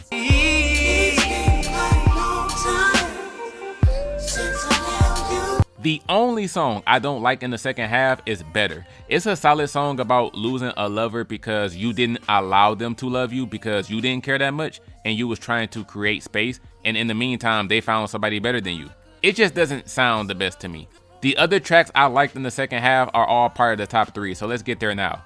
Third best song is the final track on the album, Summer in November. Just the way he's singing, temperature rises, rises. This boy be singing his ass off. Listen to this.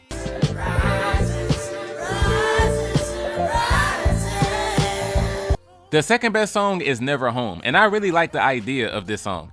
It's a storytelling track of SiR's woman pressing him for not being attentive to her enough. Like she's calling him hundreds of times while he's on the road, and he never answers because he's been partying, working, and living life as a successful singer. The title of the song stemming from, I don't know how my girl feels about our relationship at the moment because I'm never home to spend time with her or check up on her. Dope track. She say she been fine, but I could never tell cause I'm never home. But number 1 has to go to Wall. This is the song where he has the catchiest singing. I'm ready to fall for you. I've been waiting too long. I gotta fight for us. Yeah, this number 1 for sure. I've been waiting too long. I gotta fight for us. I'ma grade November a low B-. While there's only about 3 or 4 good songs here, the benefit is that it's a concise album. Some of these TDE albums rank lower also only have 3 or 4 good tracks, but the damn album be 16 to 18 songs long. So that's why their grades are hurt and they're lower on the list. But for November, if you want to see if SiR makes the type of music you like and you don't want something bloated that would be a chore to get through, then start with this project. Raised by the gang with a meal like Philly with a watch 250 in a bitch so blue. I don't know what it is with y'all TDE artists feeling the need to make these monstrously long albums. Blue Lips is 18 songs long, and the amount of just alright songs on here is pretty alarming. I watched the conversation Q had with LC Not Elise where he said Blue Lips was his first album where he paid attention to the order of the songs on the track list. In previous albums, although he always had a concept or a theme, he never focused on, okay, this song gonna go here, this song is gonna go here. Blue Lips is the first project where he meticulously chose the track order. Let me tell y'all how much my heart was broken with my experience with a certain track on this album.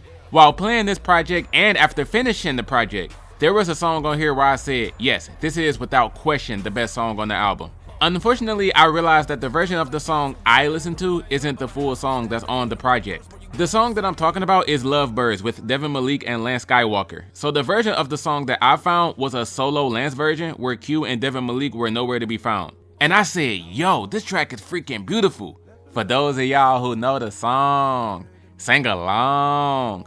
Girl, I know it's bad. I mistreated you wrong. That is incredible right there. But as mentioned, I found out that version wasn't the one that was on the album, so I was forced to instead factor in the one with the other rappers on it. When I tell y'all, I have never in my life snatched the best song on the album title from a track so goddamn fast, Devin Malik and Q completely ruined this song. The switch up of the beat is whack and I don't like it at all. Devin produced the beat, so yeah, he should have left it at that because neither of their verses sounded good. Ugh. I had to get that off of my chest. I haven't been that disappointed by a song, I think, ever in my life. Now, shout out to the YouTuber Sarah Rose. She has a half-hour breakdown video of Blue Lips, and the amount of time, research, and editing she put in her review is incredible. But I must say, I disagree with so many things that she said. She was calling Blue Lips an amazing album. I'm like, an amazing album? She was saying you can hear the high amount of detail Q put into the project. I'm like, high amount of detail? Sarah was saying every song hits hard. I'm like, every song hits hard? I didn't enjoy this album nowhere near as much as she did, but I still strongly recommend you watch the video if you enjoy the album. But let's dive deeper. Again, there's so much mid on here that it's ridiculous. Speaking of Devin Malik, he's on the track Back in Love. I think the music video of showing Q as a little kid was cute and all, but the song is forgettable. Pig Feet with Childish Major is also pretty forgettable. I have Pig Feet as the second worst song on the project. Spready Gibbs makes an appearance on the song Ohio, and this is a song where I only like the middle portion of it. The first minute and a half of the David T. Walker sample, I didn't care for that. The last minute and a half with Spready, turn me up then bitch, run it up then bitch. I didn't like that either. I only care about the middle of the song. Got me rolling my roots in the soul, down in the bottle my president gold, dancing the pussy and coming her throat, sipping the clear when I open the door. I don't think I've ever came across a song where I enjoyed the middle of it, but the beginning third and ending third are skips. Speaking of big chunks of songs I don't like, thank God for me, y'all gonna think I'm crazy, but the beat switch where he samples Project Pataw's Chicken Head, although I like the song as a whole, I did not like that one part. I feel the switch was unnecessary. Lastly, I get that it's a reference to their past collabs, Drug You with the Hoes, but Foe with Ab-Soul is yet another forgettable track. Marijuana, hydro, pussy, hoe, ass, titties, marijuana, hydro. I'm sorry, I don't really care for that song. I don't even dislike ScHoolboy Q, but he just has songs where I'm like, this is fine, bro, it's fine. And that's what makes me think about Sarah's review. Her calling this an amazing album, my flabber is gasted. Amazing? Baby girl, what album was you listening to? I count 5 good songs on this album, and 2 of those 5 are not for me tier tracks. Yearn 101 and Lost Times with Jazzy are good, but I'm not trying to hear those. Some songs that I like, but I wouldn't really call them good, are Cooties, Time Killers, I Don't Take Advice from Niggas With No Hoes, Pop with Rico, Nasty. The beat to that song gave me old school NWO vibes. Blue Slides, Sometimes You Gotta Be a Deadbeat When the Kids Gotta Eat. A way of saying sometimes you can't be there with the children because you're focused on making as much money as you can. I wish I could like this song more because it's lyrically nice, but the slow, jazzy, coffee shop, lounge music tone that it has made it not hit that hard. Movie with AZ Shike. Q was not even on this song. This is a solo AZ track. It was confirmed that Q had a verse for the record, but he removed it after hearing Shike's verse, so that's pretty flattering that Q would do that for him. The song First is cool too. I like the rapping on this song more than certain parts of the beat. The beat is serviceable, but the rapping is so tight. I was the first one moving that script. How to get lit, how to get blicks, how to get fixed, how to get mixed. Oh, now WAP, I was trying to go Wayne. Took a little half trying to find my brain. 1 million, 2 million, what am I saying? 250,000, 500,000, really insane. F***ing up guts, wifing up sluts. That's hard. Oh wow, I can't believe I didn't say this yet. I think the worst song on Blue Lips is Lovebirds. Make sure y'all drill that into y'all head. This went from the best song on the album to the worst when I heard the full version. That version needs to be scrapped from existence. Think I need a timeout. Think it's city time now. Pin them pretty whites down. In my city right now. I really don't like that track, and it knocks Blue Lips down by like 4 placements in the TDE ranking. The third best song, I'ma give it to the final song on the album, Smile. Even when I'm on my low day, even when I'm on my high day, even when I'm on the highway. Some of y'all may say, what? That's a top 3 song? That's only 70 seconds. It's 70 seconds long and it's one of the best songs on the project, so argue with your mama. On the other end of the track list, the opening song, Funny Guy, I would say is the second best song. Bring the dope, bring the hoes, bring the money bags in, bring the dope, bring the hoes, bring the money. The hilarious part is that this isn't really a song. It's 2.5 minutes of mostly saying, bring the dope, bring the hoes, bring the money bags in. It sounds good though. Now for the best song, I don't think this has ever happened in the history of history or even in the history of history. The song Nunu grew on me so tough that it went from the worst song on the album to the only fire tier song on the album. Initially, I didn't like it. I thought I was hearing 2 different songs at once. It was too many instruments playing at one time. It's like the beat was overlapping with something else. But you gotta admit, that was hard when Q went, blowing money fast, cash money hoes, ran through the dash, keys open doors, cash on the ground, ass on the floor. That song gets fire to me now. Although I'm grading Blue Lips a low B-, this album could have been higher, bruh. Unfortunately, 18 tracks? There's like 10 of them where I wouldn't blame someone who said they didn't like them, cause they're nothing worth going back to. I have seen so many people call this a top 5 best rap album of 2024. Some people flat out have it as their #1 best album. All I have to say is, 2024 had to have been a weak ass year for rap music if Blue Lips by ScHoolboy Q is y'all's #1 best project. It's a good album, but it ain't all that, bruh. Might as well, water's warm enough to swim. Might as well stretch it out. The album that Zacari was working on for 5 years. For those of y'all who are not hip to Zacari whatsoever, let me tell you, this album sounds like some cyberpunk R&B music. Like, this is music that you would hear when watching a video of someone walking in a futuristic downtown Tokyo setting, or someone being in a nightclub while it's dark and rainy outside or something. Add a pinch of The Weeknd as well. If you rock with Abel, there is no excuse why this Bliss album shouldn't hit for you. Now at 17 songs, I believe Dawg is super wildin', but what's funny about this album is that there are really no decent songs on here. There's a ton of mid, but every song that I like is at least good. I didn't really have that reaction of, this song is just cool to have on, I like it. The only decent track on the album that made me think that was Girl Next Door. Girl next door, you should be on movie screens. Other than this, every other track I like had me going, hey, hold on now, Zacari doing it like this? But you know, we gotta get the mid out of the way first. In addition to one Not For Me tier track. The Not For Me tier song is the second song on the album, Reverse with James Fauntleroy. This song sounds like a score, like it would be in the background of a movie scene. Not that there's anything wrong with that, but I can do without this one.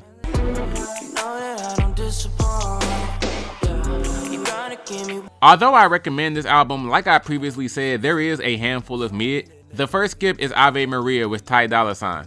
The simple trap beat elements take me out of that song, and it just sounds like a weaker version of the track Reverse right before it. I also didn't like his high voice right here. What the hell is that? I've been living life unfearful. I was never like... The song Nocturnal can get out of here. The oh yeah is a turn off for me. I just don't like the way it sounds when Zacari does it. Faith plus Sight is okay, but the Jamaican artist on the track Beam made me not want to go back to that song. Bliss with Isaiah Rashad. I know Zay be liking them songs that have an up-tempo beat with his mumbling voice, so that overall it gives a zooted, chilled out feel. I just don't care for it most of the time. You know what? The remaining mid songs that I haven't mentioned yet are all bottom 3 on the album, so I might as well say them in order. The third worst song is Berserk. From the production to the lyrics, this song just felt super basic to me. I'm a dog, I need a vet. Overseas, I need a jet. Guaranteed, I'ma go give me a check. I'm a dog, need a vet. Overseas, I need a jet. Guarantee I'ma go give me a check. The second worst song is Lone Wolf Steel. His choice of melody for that track made the song a drag to listen to. 333, I can see angels all around me, in between. I did not like that. But the worst song, I don't hate Doechii, but that song Believe, hell no. This song is irritating because some parts would sound nice, but they're outweighed by parts that have this Roger Troutman synthesizer effect on his vocals, and it drastically kills the replay value. Say stressed, I'm annoying. Dealing with these people I was trying to avoid. But on the bright side, bruh, Zacari did his motherfucking thing on these other songs. The final song, Icarus Outro with Ab-Soul, is good. Blast did his thing on Bless Her Heart, good track. Truth Is, where he discusses needing a woman, but at the same time being afraid of hurting her feelings because of his own internal problems, such as feeling like a fraud, a failure. He just thinks the downside of their relationship would be his fault. There is a beat switch that happens 2.5 minutes into the song that I feel was not needed. The first beat was fine. A song like Ocean, Zacari singing is just beautiful on here, man. Before Ocean, there is a song called Give You Up. This is the most unsounding Zacari song I've ever heard. He sounds like everybody from Boyz II Men to Michael Jackson. It's not in my top 3, but I would not blame a single person if you have this as the best song on the album. I don't wanna give you up.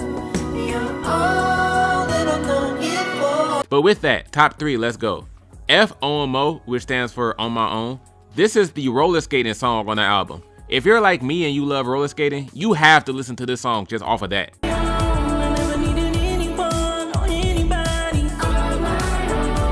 The second best song, Destiny, is insanely helped by the guitar. This is the best beat on the album. I'll admit it, his singing isn't as great as it could be, but I can overlook it because let me just play a part with just the guitar. Y'all can't tell me this don't sound phenomenal.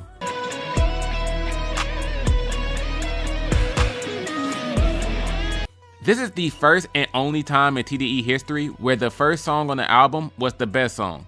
Here, that song is called Homeless.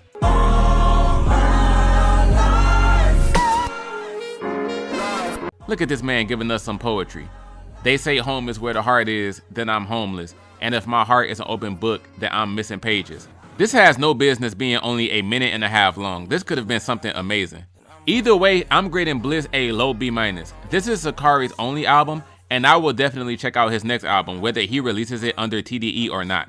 I was thoroughly impressed by the collection of good tracks on here.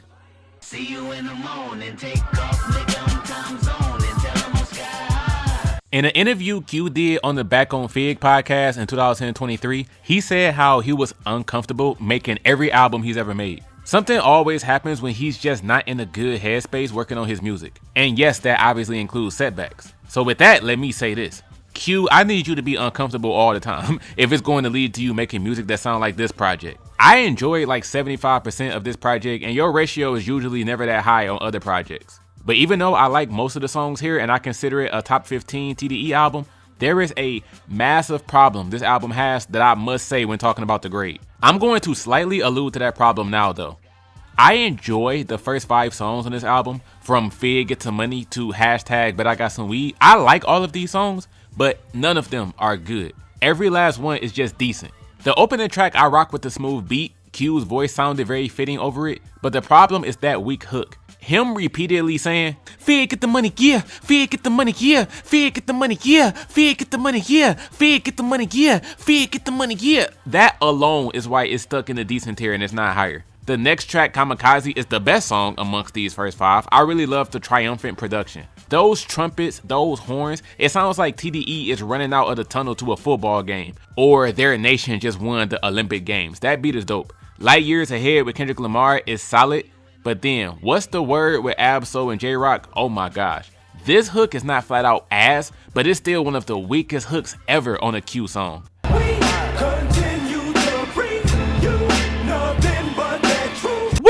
Continue to bring you nothing but that truth. And then hashtag But I Got Some Weed. This is the second best song amongst those first 5. I'll put Kamikaze over it. I'm very surprised that someone like Currency wasn't on this track because it seems so fitting for him. But then again, the less Currency to appear anywhere, the better, so I'm fine with it. After you finish this 5-track run with all these decent, cool tracks, you're instantly hit with the worst song on the album. And that's Drucky with the Hoes with Ab-Soul.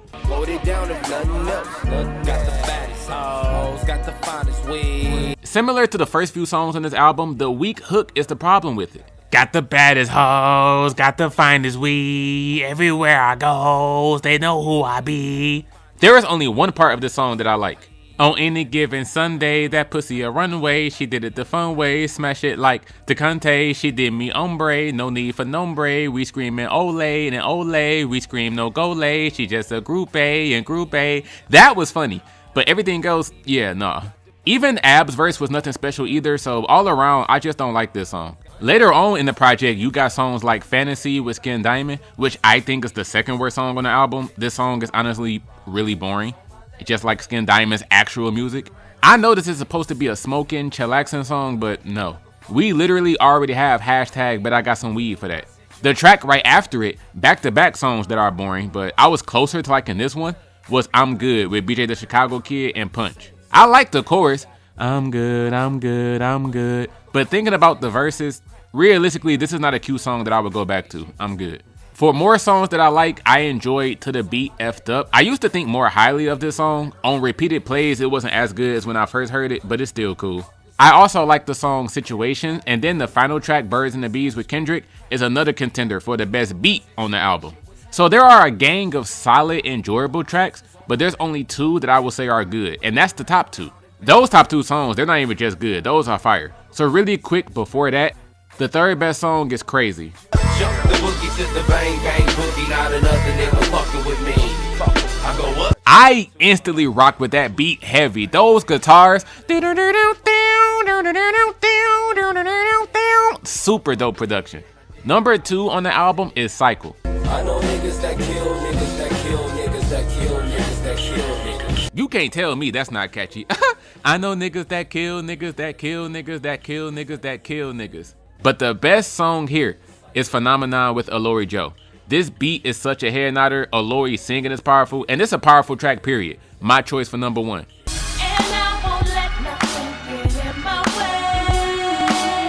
Even though I'm grading Setbacks a solid B- and I consider it a top 15 TDE album, let me say this, and this is the massive problem that I alluded to earlier. Setbacks is an album that's strongly carried by its best tracks. I'm gonna say that again. Setbacks is an album that's strongly carried by its best tracks. The deep cuts on this album are not that strong, and the only good songs here are the top 2. So I really need y'all to drill in y'all head what I'm about to say. If Cycle, Phenomenon, and I guess Crazy were not on here, this album would drown to the bottom 10, bro. If you solely judge this off of the other 11 songs outside of the top 3, this album would be incredibly mid. It wouldn't be as bad as Trash Talk though.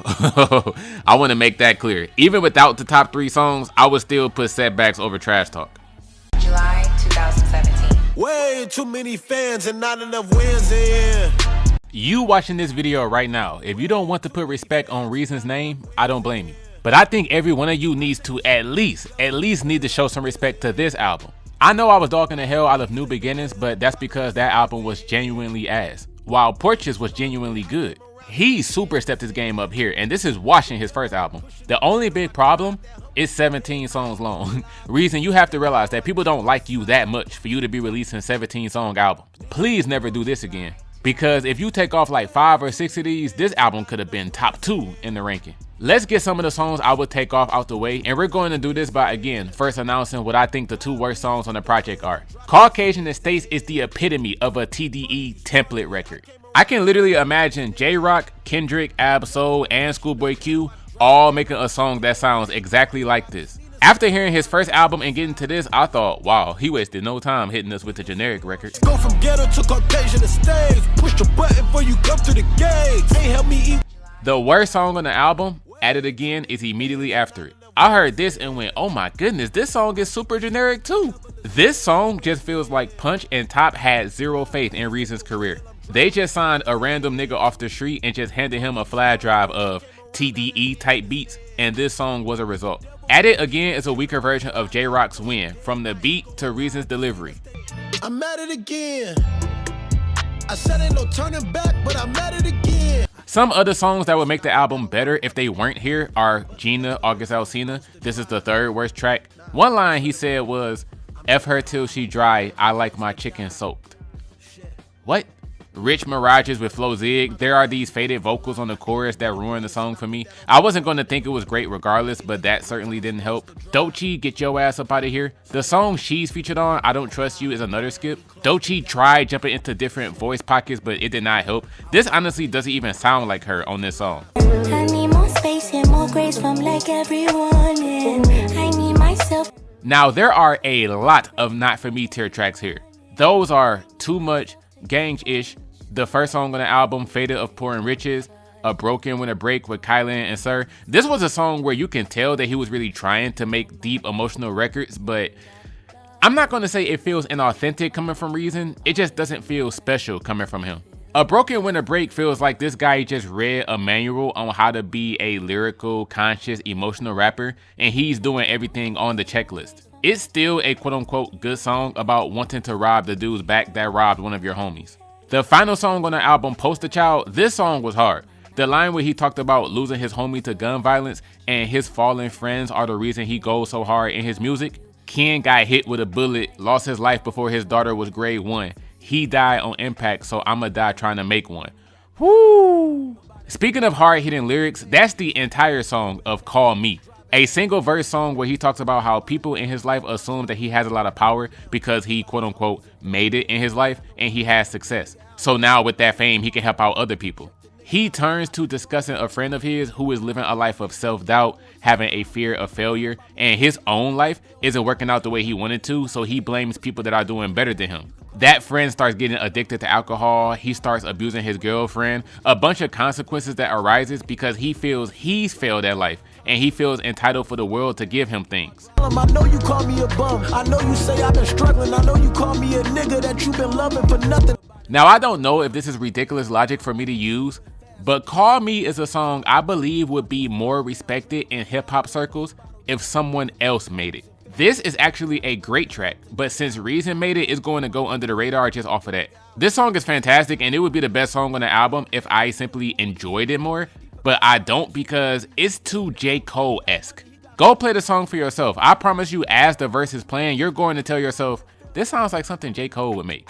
Some of y'all may think I'm insane ranking the album this high because I only like 5 songs out of the 17, but that's because I'm being unbiased. Me not liking Call Me, A Broken When a Break doesn't mean I'm about to sit here and completely dump on them. I still think these tracks are really good. I think the song Sent You to the Afterlife is decent. It has a dope 3 6 Mafia, Coops the Nicka sample. I also think You Better is decent. Apparently ESTG and Lotto was supposed to be features on this album. You Better is a song I can certainly hear Lotto on. The beat is dope, but the hook is kind of weak. I let Jesus take the wheel, Glock on my lap, I let Jesus take the wheel. Now the whole side of me came out because the ladies coming in the background saying, bounce on that dick, that's right.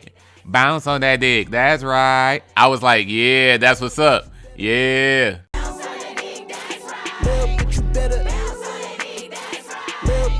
The other 3 songs that I like are in the top 3. Number 3 is FTN, which means F that nigga, and it features Baby Tate. I gotta admit, Baby Tate carried this.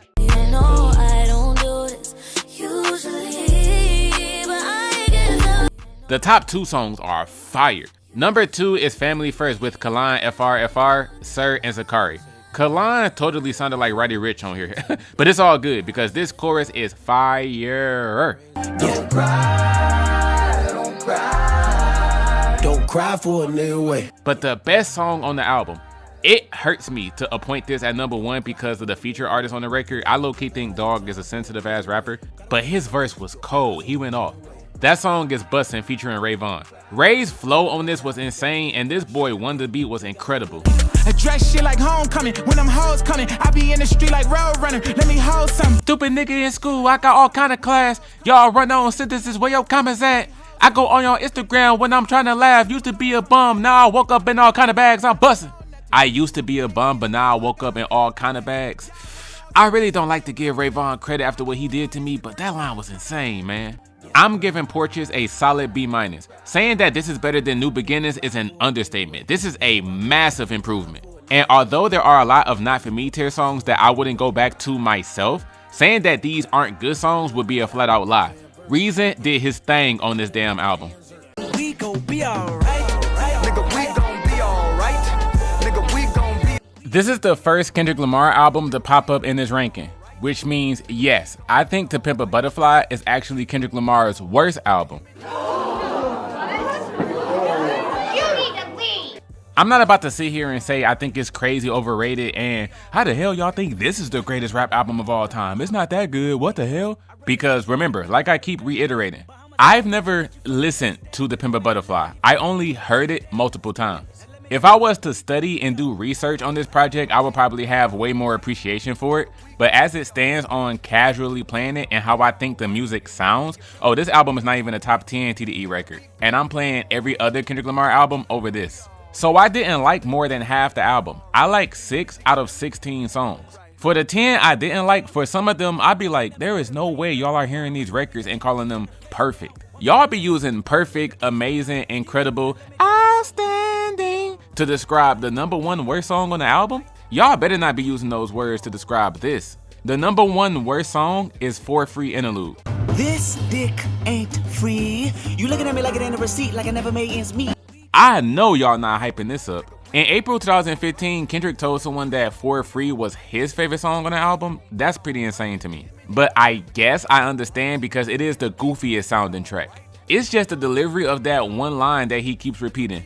This dick ain't free. This dick ain't free. The voice he says it in just sounds whiny. The fast rapping in the second half is what stops this song from being worse than it could be. He started flowing heavy at the end. But all before that, I thought this song was about to be horrible.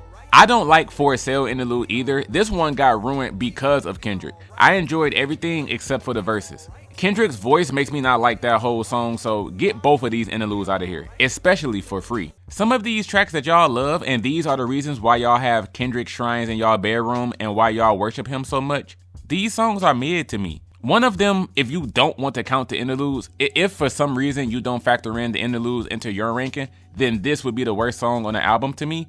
And that track is You. Loving you is complicated. Loving you is complicated. Loving you. That goddamn loving you is complicated. Loving you is complicated. Over and over was weak as hell. The second half was better, but Kendrick was getting super carried by the jazz production. I refuse to believe y'all are hearing loving you is complicated and saying, oh my gosh, Kendrick, I love you. TDE, hold it down.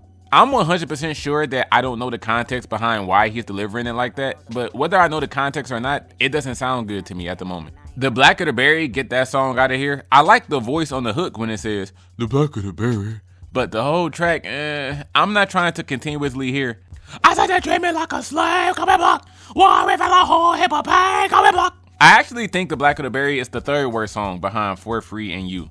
Institutionalized can go. The vocal effect he used on his voice for the intro, the zoom zoom zoom zoom zoom zoom zoom zoom zoom zoom, the Busta Rhymes flow in the first verse. I didn't like any of this. The beat was fine. What Kendrick chose to do over it, I wasn't impressed. The big Snoop D-O-double-G was whatever on here. Institutionalized has always been an alright song to me. If this song is y'all definition of incredible, we have very different definitions. The last two mid songs are Hood Politics. This beat is dope and it really saves it because this chorus is terrible. I've been day one since day one, you niggas boo-boo. Your homeboy, your block that you're from, boo-boo. That production did a lot of carrying. And lastly, y'all, I don't care what y'all say, this song does nothing for me. You can get rid of how much $1 costs. It's one of the better mid songs. This is better than the other tracks I said I would take off, but I still wouldn't go back to it. I was enjoying James Fauntleroy's vocals the most. There are specifically 3 not for me tier tracks. One of them is the opening song, Wesley's Theory. I gotta keep it real, I was messing with the production and singing at the beginning. Every nigga is a star. But once it switched to the more funkier, upbeat sound, the song was still good, just not my taste. Those funk elements that are like, whoa, whoa, whoa, whoa, whoa, whoa, whoa, whoa, whoa, whoa, whoa, whoa. I'm sorry, that was making me not like the song. Another one is Mortal Man, and my dislike is not even cause of the long ass Pac conversation at the end. The song itself has really good jazz elements and provide a nice feel with the trumpets and such, but honestly, if I want to hear some Kendrick Lamar, I'm not going to this song. The last not for me tier track, it's so hard to say goodbye to yesterday. Get King Kuta out of here, bro. King Kuta, everybody wanna cut the legs off when you got the yams. What's the yams? I feel like this song takes a minute to pick up, and not figuratively, literally. Before the beat picked up, and if I got a brown nose for some gold, then I'd rather be a bum than a motherfucking baller. I honestly thought this song was just alright. But even though it picked up, I only like the chorus. The verses on this song are just not interesting musically. There's these long pauses in between certain ends of the line. I don't like that choice of flow because it feels like dead air. The yam is the power that be. You can smell it when I'm walking down the street. I can dig rapping. But a rapper with a ghostwriter? What the happened? See, those are the parts that I'm talking about. It's like, why are you waiting a half hour to get to the second part of the line? It just feels like you're dragging the song out. Now, there are songs on this project that I think are good, but just not amazing. And one of them is the quote-unquote legendary Shout out to Pharrell for the catchy chorus, but Alright has never been some fantastic song to me. I think it's really good, but that's it. Complexion, A Zulu Love with Rhapsody is another good track. I was mad as hell when I was enjoying this song and then I realized Rhapsody's verse was coming up. For those of you who don't know my beef with Rhapsody, I think she is hands down one of the most boring rappers on the face of the earth, and people love to list her as an example of, man, y'all only want to listen to these hoes rap. Y'all love the Cardi B's and Megan Thee Stallions of the world, but where's the love for Little Sims and Rhapsody? I honestly believe a lot of y'all that say that, y'all don't actually give a damn about Rhapsody for real, and y'all barely listen to her. But fortunately, she didn't ruin the track. And oh yeah, the song Mama is just decent. It's decent. I like that. Top 3 though. Number 3, I'ma be real. This was the #1 best song on the album for a while, but I had to knock it down to number 3 when I realized, truthfully, I would rather hear the other 2 songs more. And that's If These Walls Could Talk.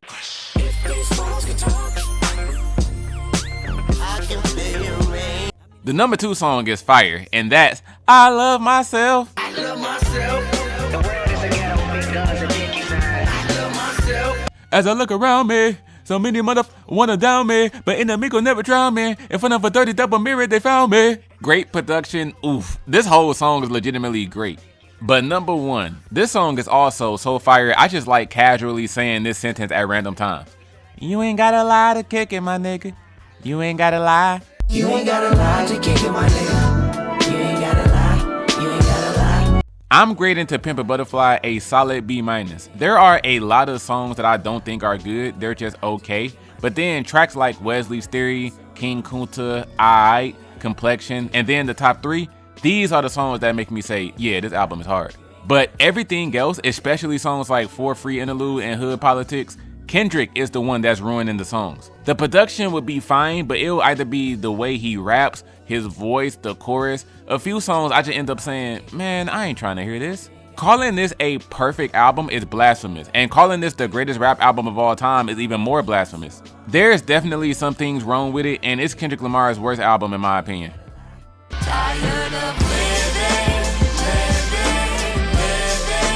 After I first played this album, I made a community post saying that this is one of the best albums I've heard in a long time, and a few people said, if you're going through Ab-Soul's discography, I'm gonna let you know right now, Amir, this is Soul's magnum opus. He peaked with Control System, and every album you play afterwards, although they're not trash, nothing is better than Control System. After hearing every Soul album a couple of times, I nearly agree with everybody that said that. There's one more album of Soul's that slightly beats out Control System for me. Hey bruh, one song on this album was so forgettable that it took me until my 3rd time playing the album to even recognize the song. The first couple of run-throughs, this must have went in one ear and out the other because I didn't remember jack. On my 3rd run-through, I went, wait, has this song been on the album this whole time? When did Trash get on here? And that's Nothing Something. Everything's supposed to be bad, make me feel so good. Everything Now the song is certainly not trash, I was just joking, but in an October 2013 Montreality interview, when asked what's the realest thing he's ever rapped, Soul rapped some lines from Nothing Something. So hey, these lines didn't hit me at all because I immediately forgot numerous times that this track was on Control System. There's only 3 other songs on this album that I think go in the mid tier, so these are pretty much the bottom 3. If you like these songs, shout out to y'all, but these tracks stop Control System from being even higher in the ranking. Those being Showing Love, which I don't have any strong opinions towards, I just think it's 5 minutes of basic Ab-Soul raps. The second worst song on the album is Pineal Gland. This is the enjoy your mind trip but don't trip on your mind song. Please don't tell my mama this ain't marijuana. This song just has nothing special about it to me. No strong hook, no strong beat, nothing. But the worst song on the album, and of course, ScHoolboy Q, Mr. Trash and Contradictions has a feature on it. That song is called Sopa.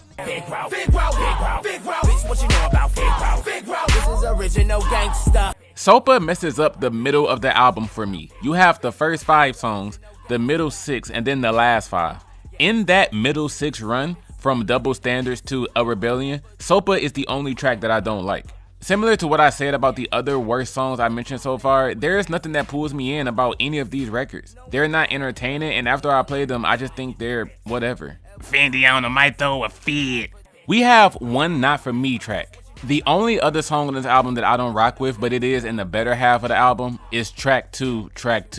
I actually appreciated the loudness of his delivery and the aggression of it, and even though this is one of the hardest beats on the project, it's still not something I'm going back to.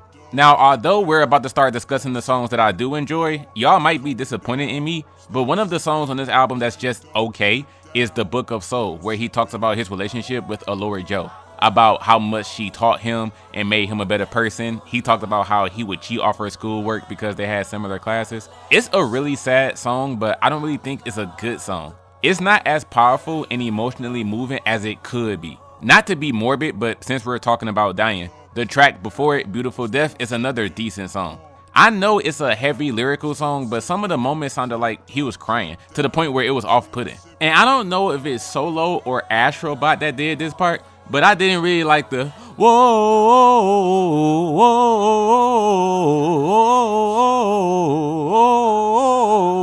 part either.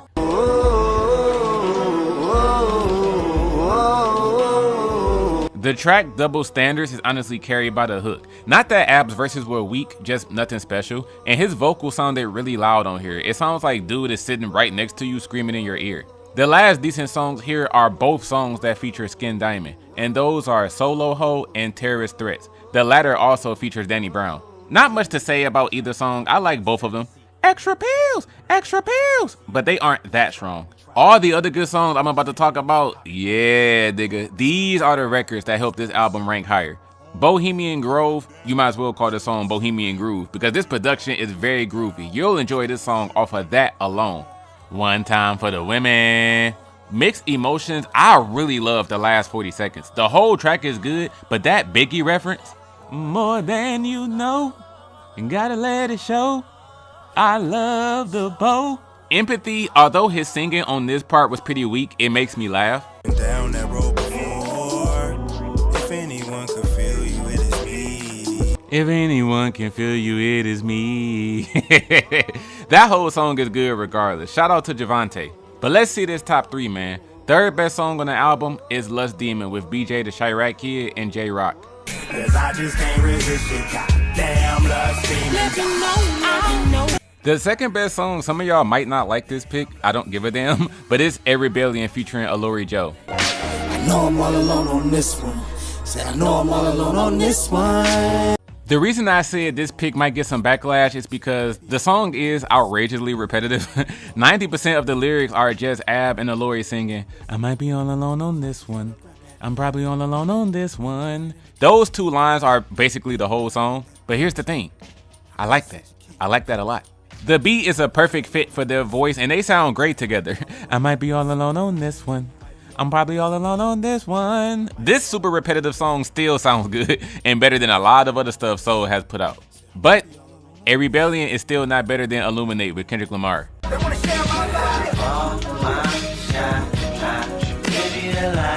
Sky Hutch gave this man a fantastic beat to rap over. There were a couple of moments on the track, such as the hook, that I feel could have been performed better or more hard hitting. The song is great, but it could have used a little bit more oomph. Either way, Control System is a high B-, right there on the cusp of being a solid B. It's literally neck and neck with Soul's best album. If any of you have Control System at number 1, I don't blame you one bit, because obviously some of these tracks may hit way harder for y'all. Especially if you was a youngin' in the early 2010s and you was following the whole black hippie early TDE wave, I already know y'all are in love with this album. There are some duds on here, but I understand why it's praised as one of the greatest TDE albums ever. Gangsta, gangsta, gangsta, gangsta, gangsta, gangsta, gangsta, gangsta, gangsta. Now for the final time, I'm going to reference this. That 2019 BBC Radio 1 Extra interview with Tiffany Calver, ScHoolboy Q said that this is his worst album. Yes, the one project that's always hyped up as his best and some would dare say it's a classic, Q said this is his worst album. I, like many other people, think it's his best, but this goes to show how much artists think differently about their music than what the fans be saying. Y'all really need to watch that interview for real. Per typical Amir, we getting balls deep into the disrespect. One song at the beginning of this album that I didn't like at all was Los Awesome with J-Rock. This sounded like some Swiss beat stuff, but turns out Pharrell produced it. I didn't like how abrasive that song was, and then the song after it, Collard Greens with Kendrick Lamar, get these weak ass songs the fuck. No, I'm playing. That's one of the good songs. But I do have to admit, I've never paid attention to Collard Greens when hearing it growing up. I've definitely heard this song before, but if you would have said this was a ScHoolboy Q song called Collard Greens, I would have said, really? Huh, that's cool. I didn't know that.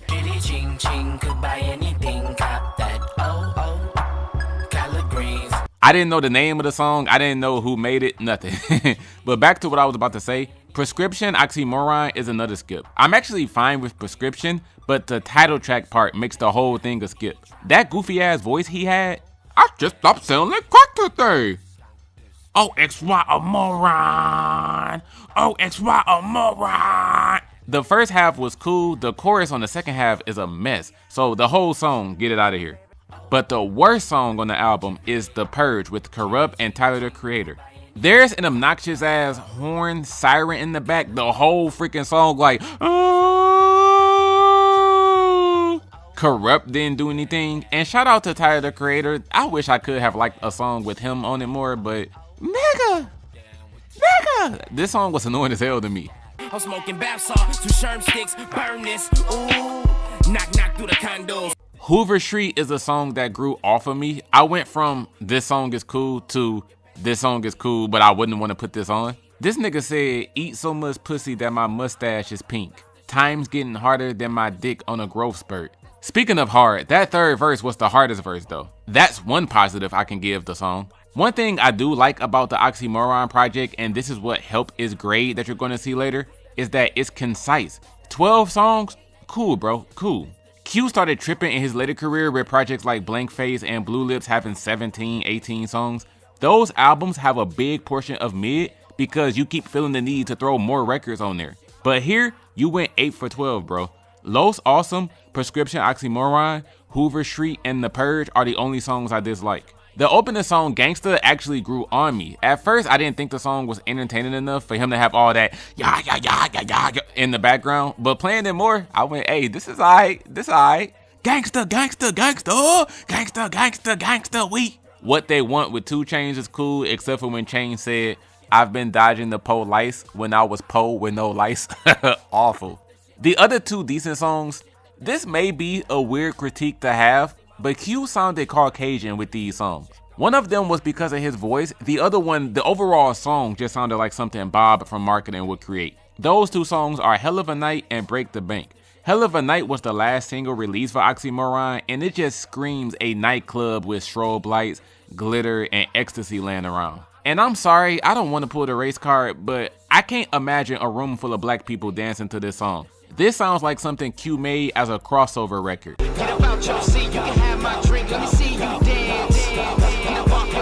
Break the Bank is the one I was saying sounds Caucasian because of his voice. I was hearing Break the Bank like, bro, who is this, Aerosmith? You trying to be the Black Steven Tyler or something? So now we about to break the bank. I enjoy both Hell of a Night and Break the Bank, but those are very weird tracks. Now, top 3 on the album. Yes, since I mentioned it earlier, that means Collard Greens is not up here. There are 2 other mainstream songs that Q is known for on this project that I haven't mentioned yet. One of them at number 3 is Studio.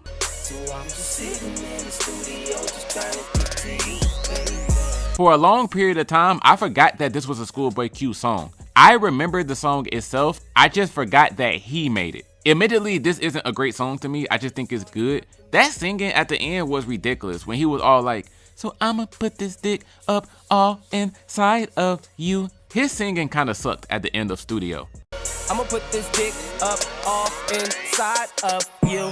But number 2 on the album, Blind Threats with Raekwon. But if God won't help me, this gun will, I swear I'm gonna find my way. So I actually think this is a fire tier song. I think it's great, and yes, it's at number 2, but I would be fine if Raekwon's verse at the end wasn't there. I think the song is great without that. Soundwave and Lord Quest gave him a glorious beat for this. But if God don't help me, this gun will, I swear I'm gonna find my way.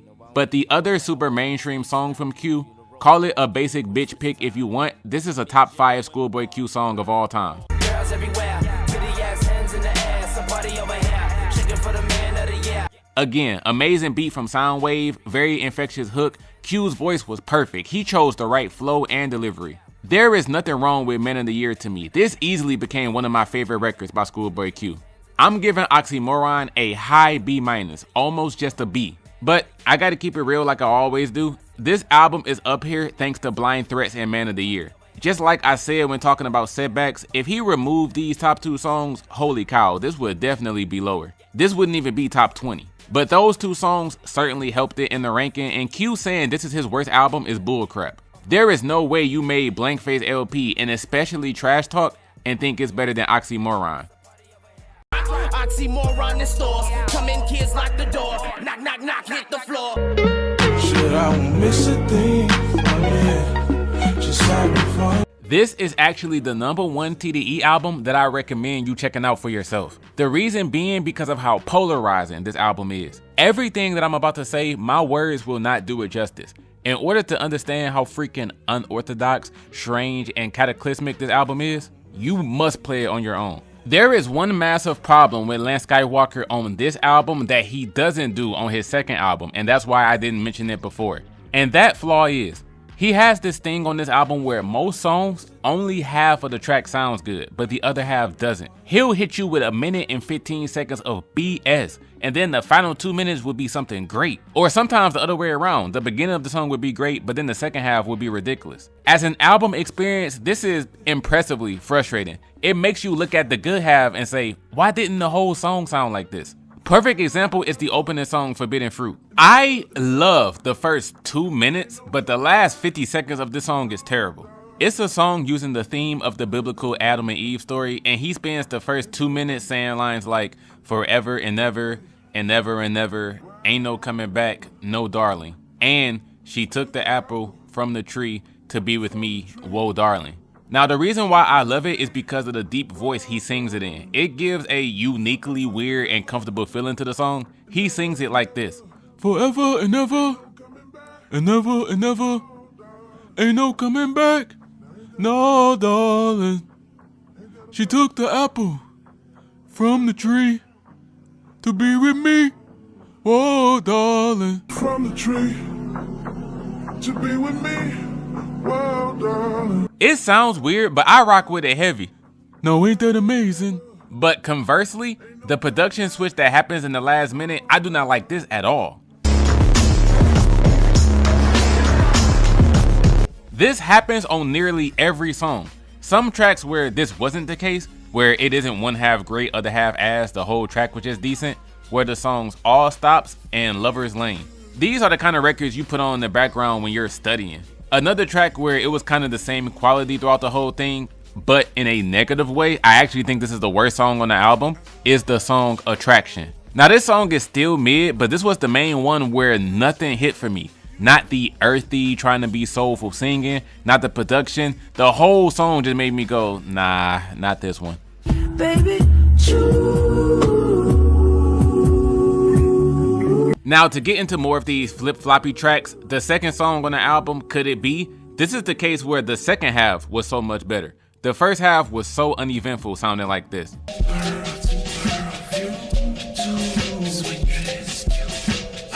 Let me say this now.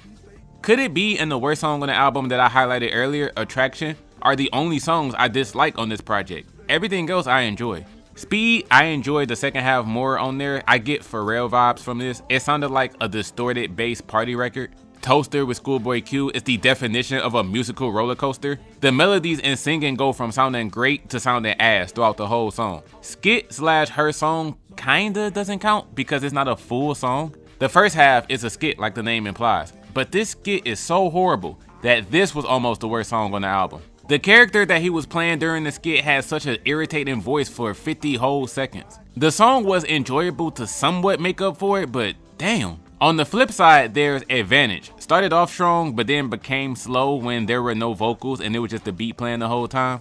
The second half with all of that whistling and the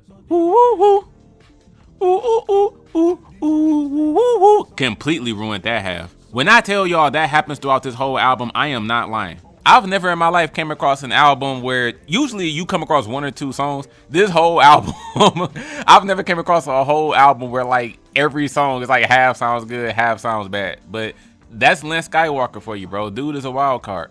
Top 3 though. The final song on the album, Reality, is one of them ones. This beat is fantastic. And I say, if you know what I'm talking about. The second best song, Stockholm featuring Michael Anthony. I actually had no issues with the first part of the song, but when it hit like the minute 20 mark, dog, Lance and Michael became nothing to play with. You can get so lost in the beauty of this song.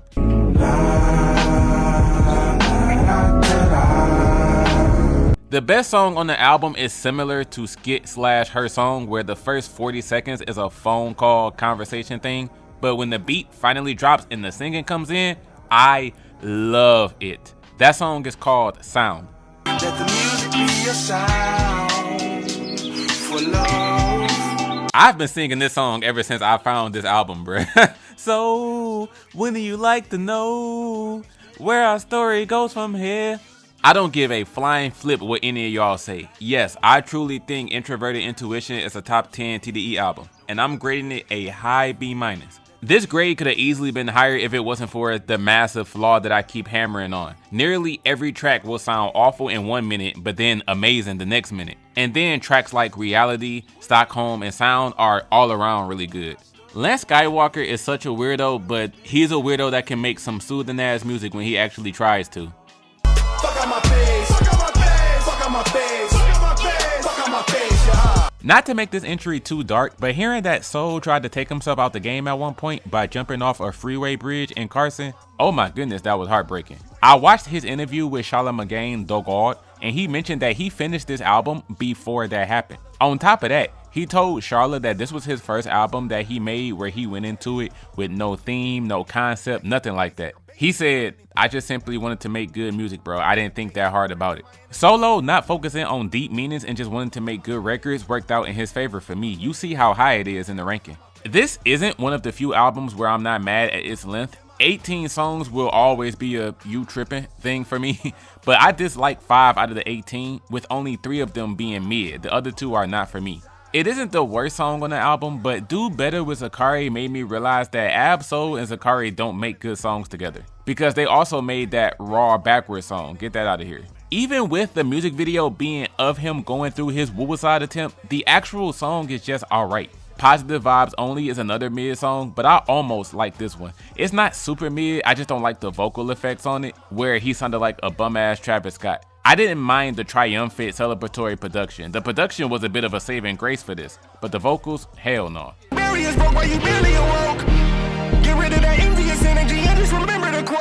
The last mid track is the worst song on the album, and that's Bucket. Now we both defending the people just in different ways. You know, the more you're honest. The background singing really makes me not like this song. Like, I don't even know if it's an instrument or if it's somebody trying to do some angelic type of singing, but it sucks regardless, man. Hearing it throughout the whole song is a turn off.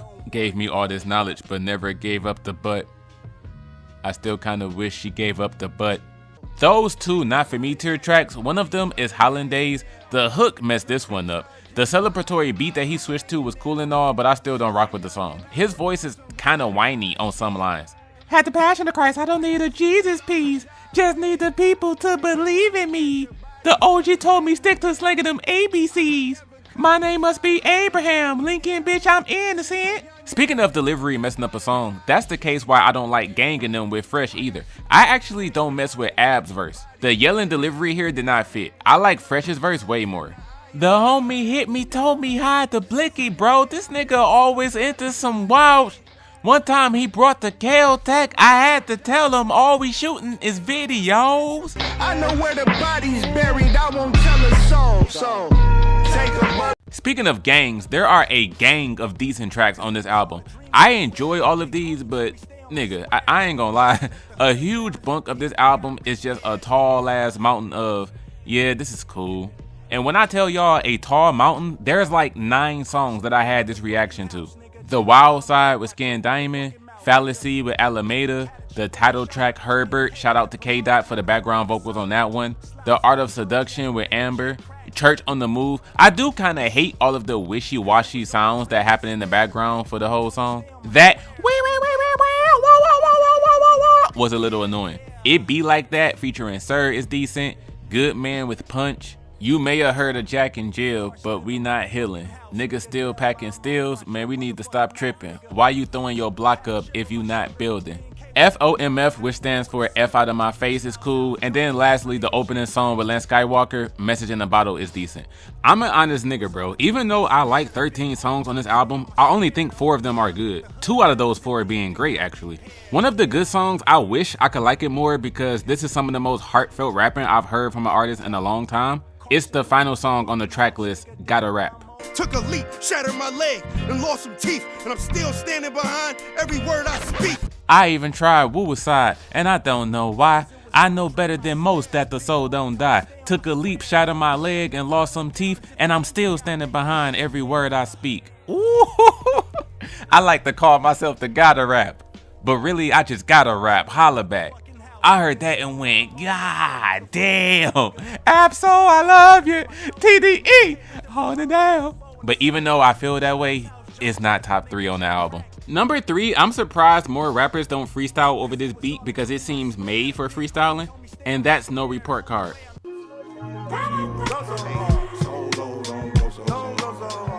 The features for this number 2 song are usually terrible artists, but I gotta keep it real, they helped make it a top song on the project, and that song is Go Off with Big Sean and Russ.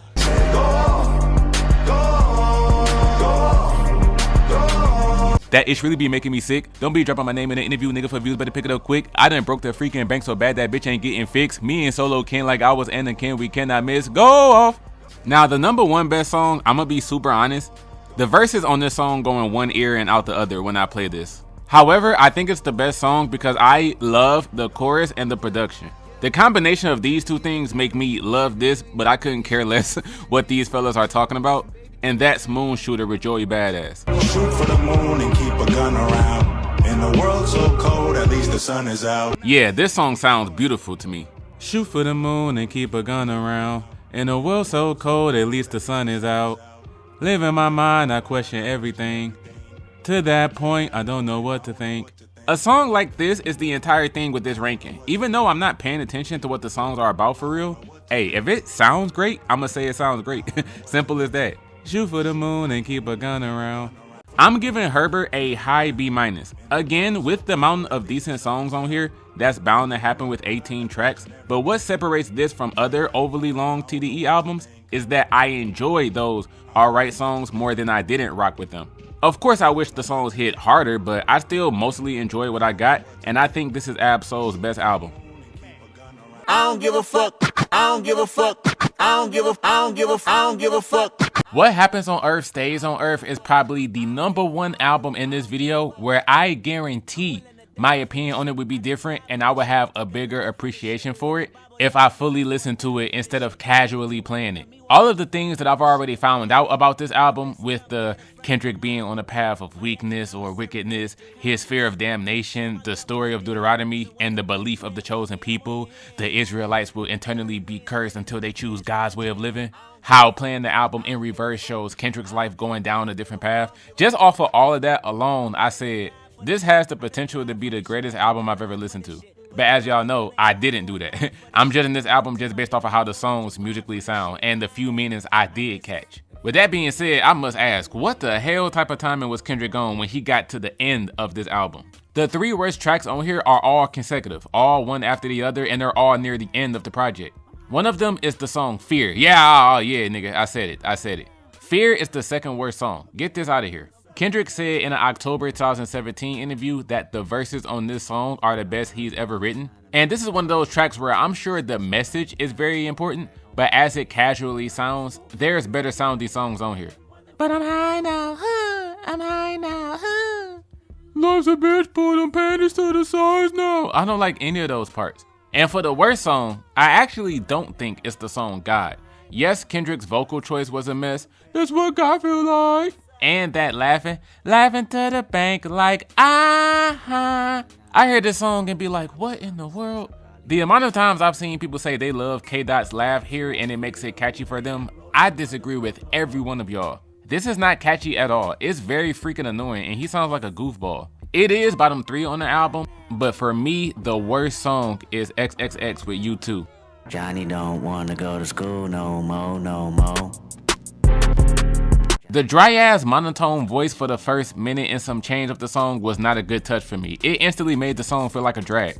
I chip a nigga a little bit of nothing. I chip a nigga a little bit of nothing. I chip a nigga a little bit of nothing. And here's the thing, the song is still fine. It's not whack or nothing. The pickup of the delivery at the minute 19-second mark was a welcome change. But by that point, I was already not rocking with the song. When Kendrick started rapping, I went, nah, nigga, it's too late. This is already the worst song. And then when Bono came in with the singing and him and Kendrick went more into talking about America, this song was already packed up by the time that happened. I also don't care for the narrative intro, Blood. But as we all know, that's not a song. It's a storytelling writing piece that introduces or ends the album, depending on how you want to look at it. But since the track is somewhat long enough and it is a big piece of the album, I have to factor it into the ranking.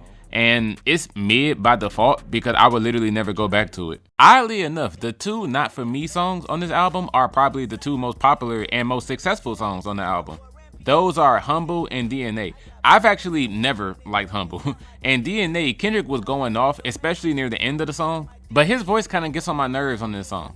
Daddy probably snitched. Heritage inside your DNA. Backbone don't exist. Born outside a jellyfish I gauge. But he was spazzing, even with that whiny ass voice. For the songs I do enjoy, let me say this for the decent tier tracks. Kendrick has this thing where I would like the song more if it wasn't for one annoying part. And I'd just be like, bro, why did you have to add this in here? The only decent tier song this doesn't apply to is Pride. I actually have nothing to say about that song. It's just cool, it's chill. But for some other ones, nigga, that part on Ya where he's like, but it's money to get, bitches to hit, yeah, zeros to flip, temptation is, yeah, first on my list, I can't resist, yeah. Bro, this song would be better if you just removed this one whack ass part. On Feel, I kind of don't like how nearly every line in the whole verse and then the first half of the second verse starts with I feel like, I feel like, I feel like, I feel like. It would be fine if it was only a few lines, but nearly the whole song is I feel like this, I feel like that, and I feel like this and feel like that. I used to feel like this, but now I feel like that, and now I feel like this because I used to feel like that. And lastly, on Lust, I would like this song more if it wasn't for the parts where he slightly changes his voice to say, can I put the head in? I promise just a touch. She said it's okay. She said it's okay. And those parts kind of get on my nerves. And good news though, right before mentioning the top 3, I gotta highlight the song Element. I like the juvenile high interpolation in the song. If I gotta slap a pussy nigga, I'ma make it look sexy. Everything from the heat in the background to the thumping beat, Element is certainly top 5 on here. But zeroing in on the top 3, third best song is Love with Zacari. If I didn't ride blade on curve, would you still? According to Zacari, he didn't make his vocals on this knowing that it was going to be a Kendrick record. He sung these vocals separately for a song called Lovely, and Kendrick heard those vocals, loved them, and put them on his album. And that was a nice call from Dot because Love is lovely. Second song is Lamar. See, once upon a time inside the niggas and garden projects, the object was the process and digest poverty's dialect. The story of Kendrick's father working at KFC and how he feared Anthony, who would go on to create Dawg Entertainment, would rob the KFC, so he helped them out by giving him extra food. Bro, y'all who know the story, y'all know it's incredible. Easily one of the best songs I've heard from Dot. Fire. But my pick for the best song on the album has got to be Loyalty, loyalty, loyalty. This has been my favorite song on this album ever since it came out. I don't care what y'all hoes say, I would easily choose to play this over every other track. Riri sounded beautiful, and ever since I first heard this song, I'm pretty much addicted to saying, it's so hard to be humble. The flip side is so funny because there's probably some hoes out there who have XXX with U2 near the top of their ranking, and loyalty, loyalty, loyalty near the bottom. We all hear different things, man. I'll give What Happens on Earth Stays on Earth a high B-. Again, it would be higher and I would grade it a low B if you're not counting the narrative track Blood. I'm 100% sure I would have a different feeling about this album if I took the time to dissect it, research it, and follow the whole playing the album forward and in reverse to catch both storytelling methods that he put in. But for the millionth time, I did not listen to these albums. So if you're upset that I didn't listen to this album and so I'm missing different layers of meanings, then hey man, I said at the very beginning of the video that I wasn't listening to any of these, so you shouldn't be surprised to hear this unless you weren't paying attention. Just call this shit high power. Nigga, nothing less than high power. The first album from Kendrick Lamar. The first album, and it is definitely the best rap debut album in TDE history. But even with it being the best debut, it's not perfect, of course. There are some, get the hell out of here, tracks. And I'm not even about to waste my time saying what the worst song on this album is. Because in this case, forget on this album. This is the worst song that I've ever heard from Kendrick Lamar, period. That record is Tammy's song. I don't even mind the video game sounding techno production, but Kendrick's voice, oh my goodness. The voice he chose to rap in for this song was a horrible choice. She got a nigga, and she love this nigga. Well, at least I think every time we bark, she pays no mind. Until one day, he wasn't acting right. In the middle of the night, she checked his phone. Erica right. When he played the fifth man, it was on. Matter of fact, she gone. Like that. Nigga. Horrible idea. And this is the worst song I've ever heard from Kendrick, period. Fortunately, man, there aren't many mid tracks on here. Kendrick brought his low B game with this one. Some tracks still gotta go. I think the second worst song on the album is Chapter 10. This beat sounds very lazily thrown together. It's too many random sounds together, like someone is just randomly hitting different parts on a producer board. Absol's outro, this nigga Solo was spitting all into the microphone. Just get a sip of this elixir before they crop us at the picture. I've never seen a crop circle, but I've seen a cop circle to block a both squares. Hell no, bro. It ain't as whack as Tammy's song of Chapter 10, but it's bottom 3 on the album. Now, I already know y'all are going to complain about my not for me tier tracks because y'all always do. It doesn't matter how much I praise a song. The moment I say, yeah, but for me personally, I wouldn't play it because of this detail right here, y'all get mad. Y'all just be wanting people to like a song as much as y'all do. So with that being said, we have 5 not for me tier songs here. The opening song, F Your Ethnicity. Chapter 6 is the one I like the most amongst the not for me tier songs. Love the beat and I look, bruh, instrumental on point. And the hey, beautiful. I just dislike the make it to 21 parts. Those parts alone kind of make me not want to hear the whole track. Make it to 21 Another one is Ronald Reagan era. Oh my goodness. Tay Beast gave this man a cold ass beat. You niggas Marcus can be washed up, pussy fix your panties. I'm Mr. Marcus, you getting whoop-de-whoop, whoop-de-whoop-whoop. That's nice though, I gotta give it to him, that's nice. Cushion Corinthians with BJ the Chicago Kid. This song is good, but just not my taste either. This 5th song is probably the worst out of the 5 not for me tier songs. Y'all gonna slander me even more than y'all already have been from watching these rankings. One of the songs that I disliked was Rigor Mortis. I'm out the orbit, you an orphan and a hairdresser combined. I'm on the toilet when I rhyme. If you the shit, then I decline. Great flow throughout the whole track. The reason I don't like it is solely because the trumpets was becoming too much.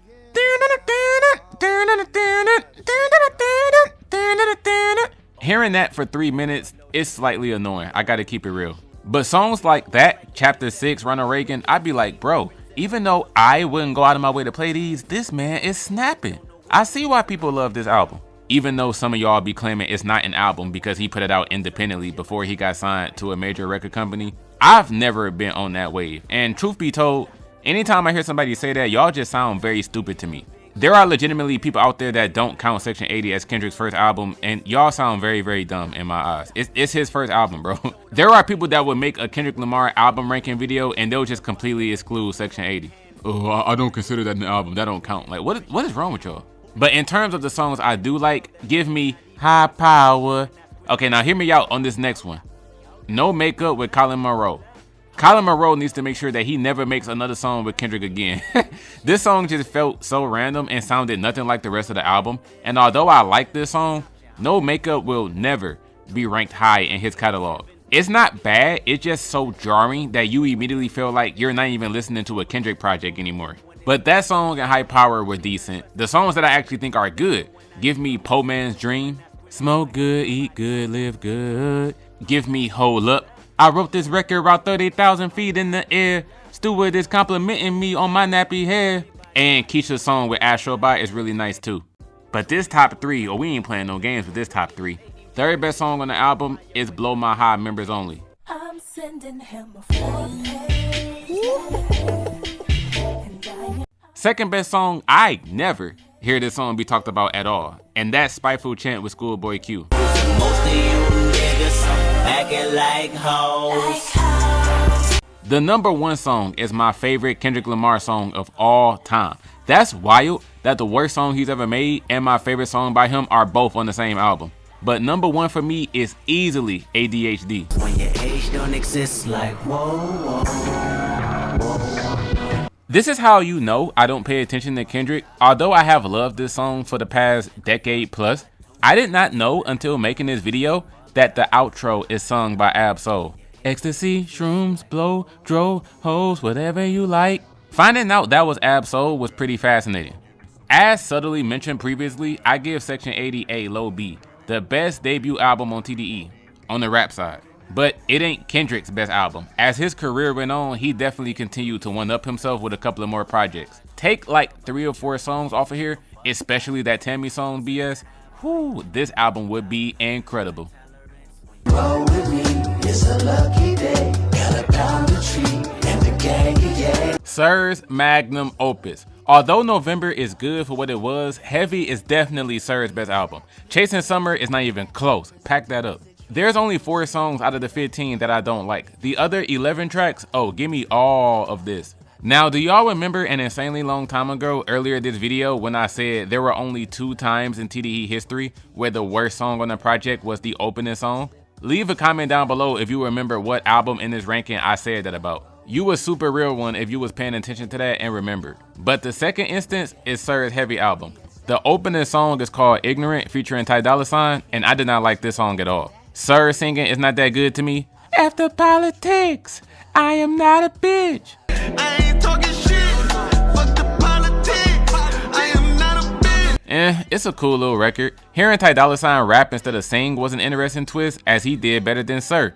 But at the same time, it doesn't even sound like Ty. His rapping made him sound like someone else, so yeah, keep this song.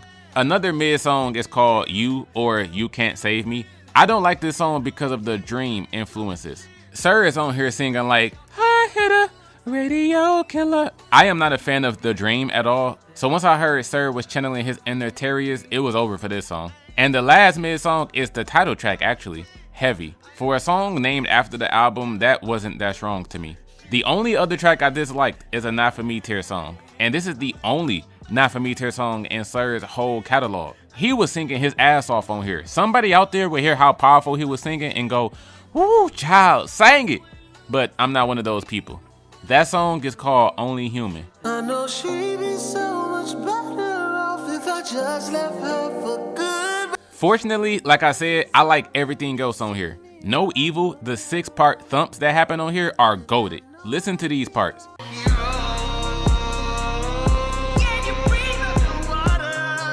That song gets nice off of those parts alone.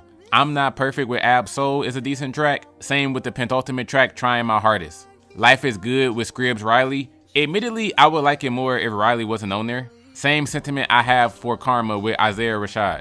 Unsurprisingly, SiR himself is the best part of this song. Isaiah is tolerable, but move out the way, bro. SiR could have killed this on his own. It's a little too late to save the old man. The remaining 6 songs that I haven't listed yet, these 6 I 100% recommend all of these. Starting with Poetry in Motion with Anderson .Paak. This song caught me lacking. First minute of the song I thought was just cool, especially the corny line. You think you beat the pussy up, but you didn't make her come. Even if you made her come, she ain't never coming back. Oh my God, corny, boo, tomato, tomato, tomato. But the more it went on, like the last 2 minutes of the track, both Anderson's verse and SiR on the chorus, she can roll with me. It's a lucky day, got a pound of tree and the gang, yeah. I went, this song's smooth as hell. 6 whole days, I'ma be 100. This chorus sounds like it can be the theme song to a Caucasian sitcom. I've been staring at the sun for 6 whole days. That's a good song, but it sounds like a spinoff of Friends. I've been staring at the sun for 6 whole days. One song that fell right outside of the top 3 is the lead single for the album, Satisfaction. This isn't as simple as satisfaction. You gotta watch his Vivo performance of Satisfaction 2. That song is the 4th best on the album, literally right outside of the top 3. With that being said, the third best song on the album is the very last song, Brighter. The church vibes are strong with this one, but at the same time, it sounds like this could be a pop country record. I know that's a strange polymerization, but that's how it sounds to me. Like a pop country and a church song at the same time. Yet, it sounds really nice.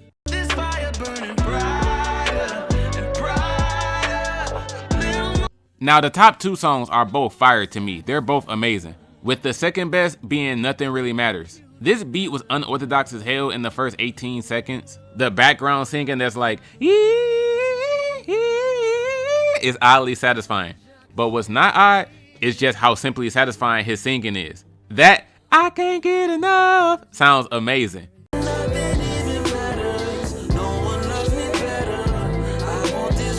But the best song on Heavy is one of my favorite TDE songs of all time. While making this video, when I tell y'all this song has single-handedly been played over 50 times, in terms of songs that I didn't know existed before making this video, this is probably my #1 favorite track that I found. And it's called Ricky's Song. Look a man right in his eye. Never doubt the feeling inside. The Remember I Told You part at the end of the second verse is audio heaven to me.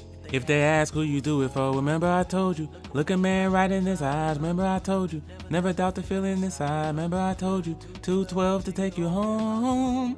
Call me when you make it home, remember I told you. Ricky's Song is easily the best song on this album. I gotta grade Heavy a low B. This is easily SiR's best album. Almost no skips, and I think it's a top 5 TDE album ever. Now here's the thing, y'all. This album gets dragged down to a low B because of the first half. From Ignorant with Ty Dolla $ign to You Can't Save Me, which I said was the second worst song on the album because he was singing like the dream. That run right there is a C+ run. But the second half, from Only Human to the country pop gospel record, that run is an A-. So together they average out to a low B. If you've never cared to check out SiR Darryl before, at the very least, you should play this one album. I promise you, you're going to come across some tracks that you rock with. After we're done, what's done is done. I don't want nothing else to do with it. Yes, I am on the Control is better than SOS train. 100% I am. Something I can say about SZA is also what I mentioned in my Am I Sleeping video about her. SZA's music is simply not that entertaining to me. A lot of the time when I play this woman's music, I be really bored. I can give her credit for her heartfelt lyrics where she touches on her insecurities, her toxic ways, her being afraid of being alone, all of that jazz. And clearly she's a great singer, but her music is not that enjoyable to me. Case in point, the very first song on the album is a Not For Me tier track, and that's Supermodel. I like the lyrics. Heard you got some new homies, got some new hobbies, even a new hoe too. I've been secretly banging your homeboy while you're in Vegas. It's a good song, just not something I want to hear. As a song, she has better sounding songs to me. Since I mentioned the Not For Me tier, the song right after it goes in that tier. I don't like Love Galore with Travis Scott, and it's because of Travis Scott. His singing and ad-libs really don't add anything to the song for me. Anybody who watches my channel knows I'm not a fan of him, so when I'm listening to any song and I hear, yeah, it's lit, I go, ah.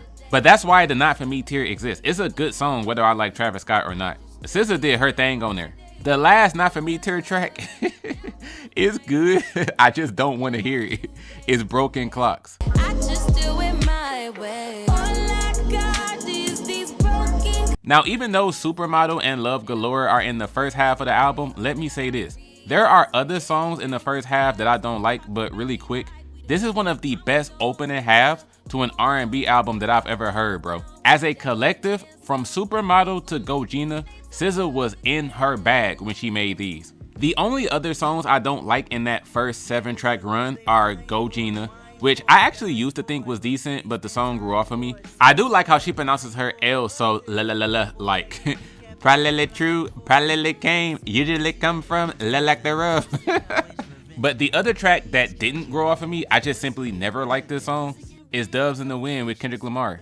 Pussy. This song doesn't do anything egregiously wrong, pussy. It's just not a hard-hitting track to me. From the beat to both artists' performance, I just always thought this song was okay, pussy. Let's jump to the second half of the album real quick. Pretty Little Birds with Isaiah Rashad, get that song out of here. I would really advise SZA fans to go watch my Am I Sleeping video on SZA where I break down a handful of her songs. and give my full opinion on them. This track was in that video. Simply put, I don't like this song because lyrically I feel like it's too poetic. When she's singing things like, "You are but a phoenix amongst feathers, you're broken by the waves amongst the sea," I feel like I'm reading a lonely middle schooler's poetry blog on Tumblr, or I'm reading some Wattpad fan fiction.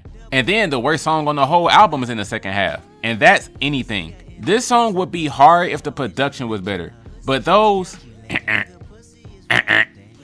noises take me out of it. And also, the song is not bad. I think it's the worst track, but it's still okay. Keeping up is hard to do, even harder feeling heavy, steady chasing you. Beep, beep, why are you looking around? The song was fine up until she did this. Do you even know I'm alive? Do you even know I... This damn, do you even know I'm alive? Do. Nah, I ain't gonna lie, she was tripping when she made this. In better news though, I like half the album, 7 out of 14. I like Garden, Say It Like That. I like Normal Girl. Honestly, I mainly enjoy that song for the how do I be your baby on the chorus. I'll let the rest of the song play, but I really love that one part. For the good songs, I enjoy Prom, except for the part where she's singing in this really airy voice like, please don't take it personal. This song would have been amazing if it wasn't for that part. But the song right after it, nigga. The Weeknd, I gotta go on a quick little rant about this song. SZA is so lucky that this song sounds good, because this is hands down one of the lamest songs I've ever heard in my life. This is literally a song about SZA sharing a dude that she's messing around with other women, saying, y'all can have him during the week for the 9 to 5, but send him my way and I got him covered for the weekend. Essentially telling the man, you can do what you want to do. You're not my boyfriend anyway. Bro, people really be that down bad for love. The fact that some people push this as a women empowerment anthem is insane to me. Absolutely nothing about this situation is a flex. SZA admitted that she didn't think about what she was saying on this song, and she said, I was just happy to be singing over a Justin Timberlake record.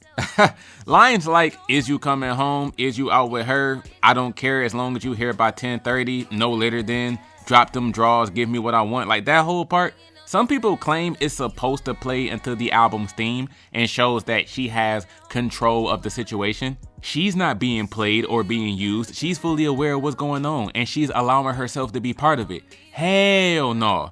Any woman that's knowingly sharing her dude with other women, but she's sitting here saying, man, I don't care, he could do what he want. You are a whole goofball and you need to do better.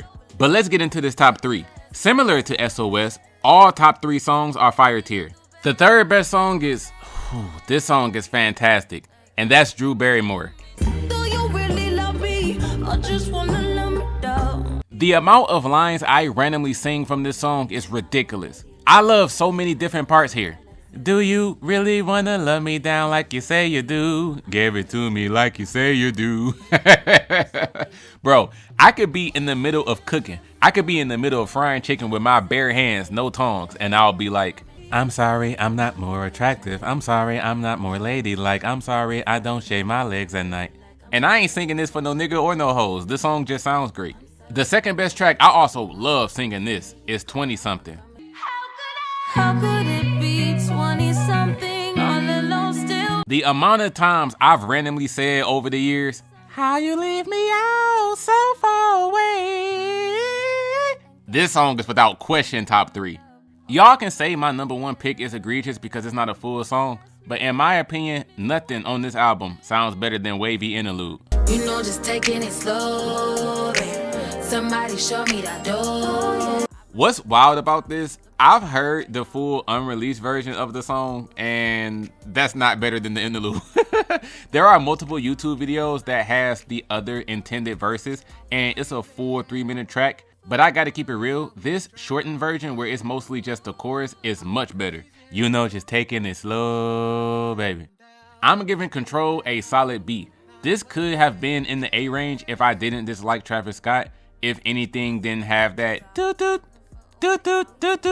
and if some songs weren't on here at all, like Pretty Little Birds. But as it stands, although I don't even like half of the songs on this album, this is way better than SOS, and it's seriously not close. Bitch, you as fuck. You out of pocket. Dude went on a 5-year hiatus, came back to drop a top 3 TDE album. Literally only something that Kendrick can do. Now, as an 18-track album, I have near equal likes and dislikes. I like 10 songs and I dislike 8. Out of those 8, there's only 4 that are full-blown pack these up. One of the songs I dislike is Silent Hill with Bill Capri. And let me tell y'all now, I have absolutely no issues with Bill being on this album. I know that's a massive point of contention that some folks have because of how controversial Bill can be. He be saying and doing some wild stuff, so it's off-putting that Dot can be such a typical, profound, intellectual artist, but then he brings this mofo. I am not educated on any of y'all other issues with this collab. I got my hater blockers on. It's tunnel vision. I don't like Silent Hill simply because of the silencer pistol sounds on the production. Those are a little obnoxious. And the push these niggas off me like, that just sounds stupid. Really quick though, speaking of Bill Capri, I do like the rich interlude. What you doing with Kendrick, nigga? What you doing with a legend? But the other 3 mid songs on the album are all the bottom 3, so I might as well say them in order. Third worst track on Mr. Morale and Big Steppers is Save Your Interlude, which I'm sure y'all know Kendrick is not even on this song. The entire thing is performed by Baby Keem. So if you don't want to count this, then Silent Hill is in the bottom 3. But the second worst song is Count Me Out. This track marks the second half of the album, and I think it's the worst half of the album. This project is all around really good, but if we're looking at them side by side, if we go band for band, United in Grief to Purple Hearts versus Count Me Out to M.A.A.d, yeah, give me the first half for sure. But the worst song on the album is definitely Mr. Morale with Tana Leon.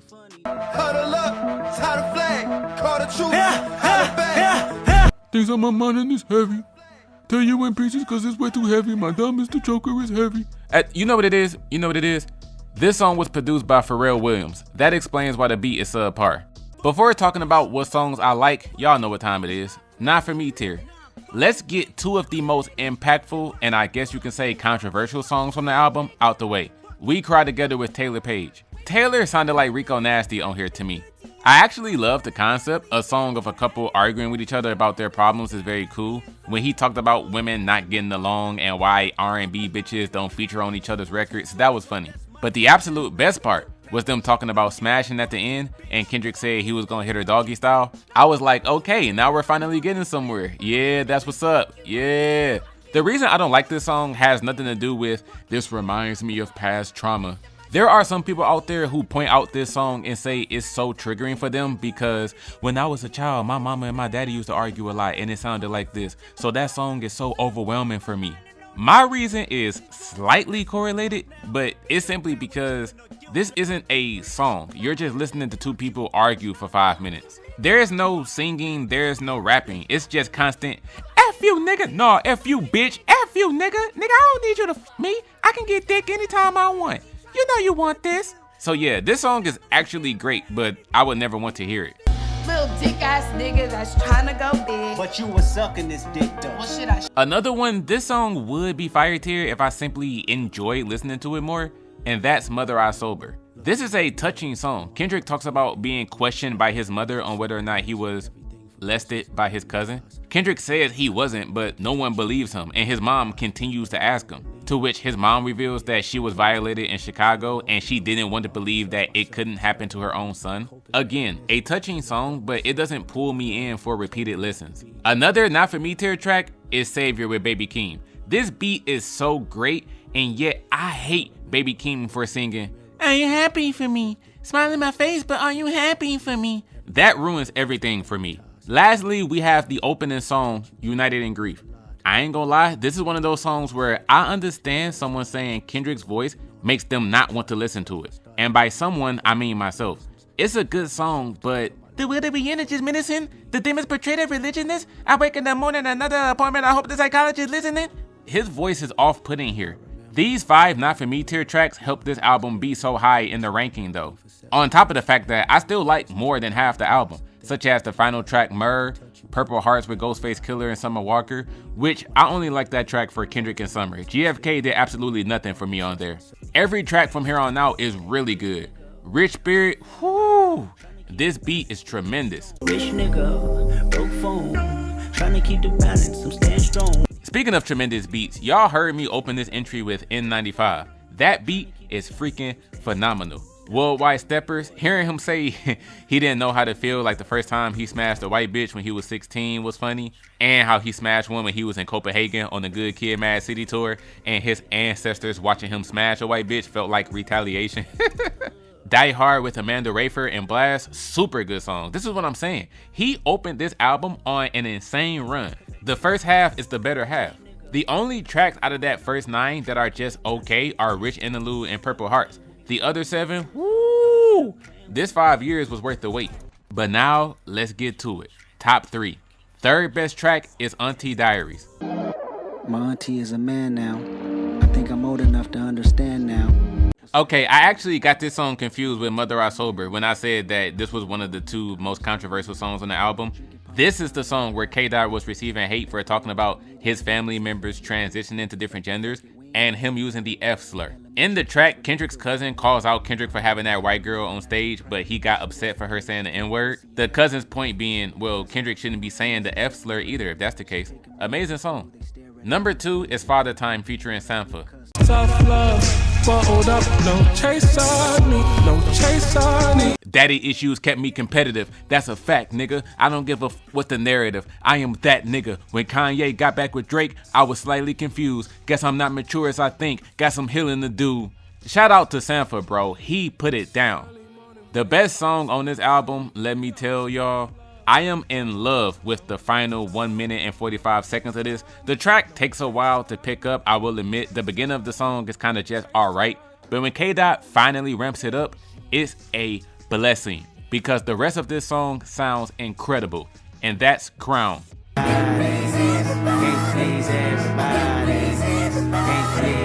This bridge is so beautiful.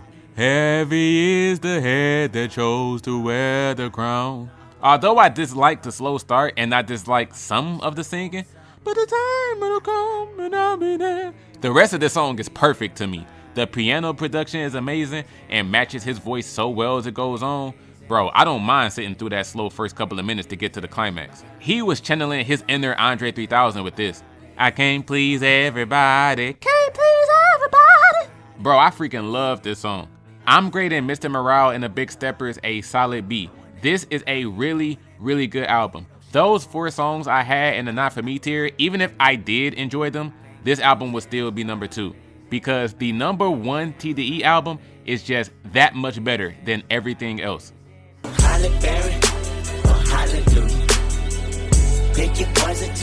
The number 1 best album to ever release on Dawg Entertainment. Excuse me, Top Dawg Entertainment. Every song on this album is good. I cannot tell y'all when's the last time I've heard an album where there was not a single trash tier, weak tier, guilty pleasure tier, mid tier, or decent tier song on it. Every track from Good Kid, M.A.A.d City is in the Not For Me tier, good tier, or fire tier.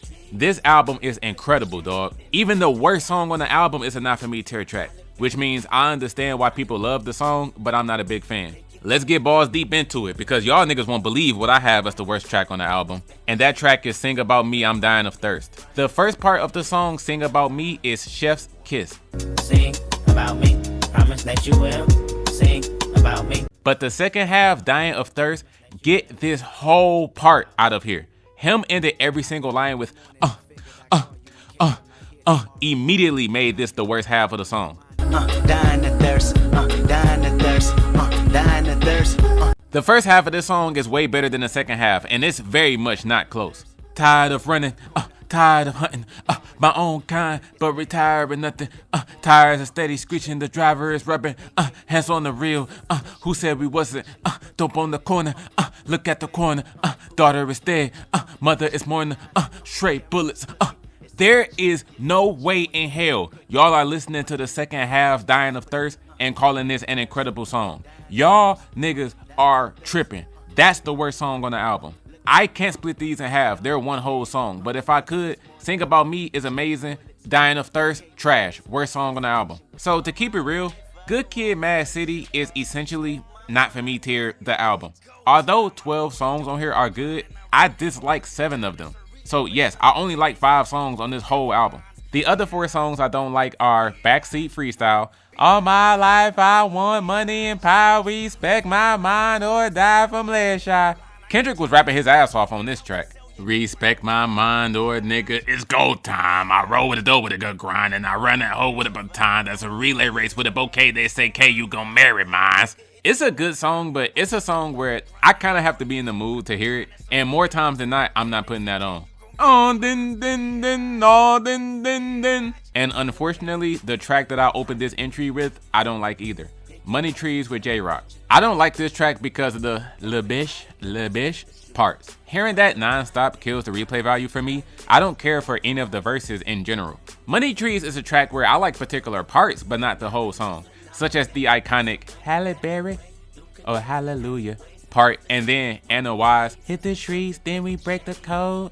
No way. Hit the brakes when they on patrol. No way. And then this song is 6.5 minutes. It's not good enough to be that long. Since I already mentioned the #1 worst song, the second worst song I think is the first title track, Good Kid. Kendrick did good, but Pharrell kills the energy with his chorus every time. Mass hallucination, baby. Ill education, baby. The song really slows down when he comes up. And the third worst track is the opener, Shireen, aka Master Splinter's daughter. Both of these songs, like I've been saying this whole time, good but not my cup of tea. Now these last two songs, forget good. These songs are great. If I liked them, they would easily be fire tier. The 5 songs that I do enjoy are obviously top 5 on the album for me, so these next 2 tracks would be numbers 6 and 7. One of them is The Art of Peer Pressure. I got the blood in my mouth. Usually I'm drug free, but shit, I'm with the homies. The first minute and a half of the song is unnecessary to me. The alien sounding talk at the beginning, the instrumental break, the ay, all of that is uncalled for. This is a song that I feel would have benefited from starting off the rip. As soon as you click on that bitch, you hear, me and my niggas 4 deep in a white Toyota.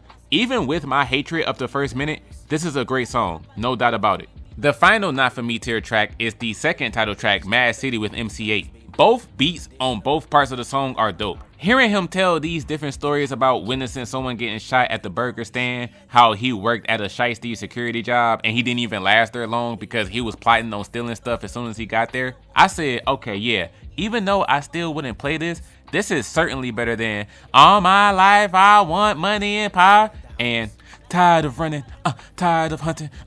Now, even though there's not many, let's talk about the songs that I do go back to on this album. One of them is the obvious, Swimming Pools. First you get a swimming pool full of liquor, then you dive in it. Pool full of Classic K-Dot track. It isn't the best on the album, but I think it's up there. Even though it's one of the more popular songs, I don't even have Swimming Pools over Compton, with the man that's known for his beats and his hits, Dr. Dre.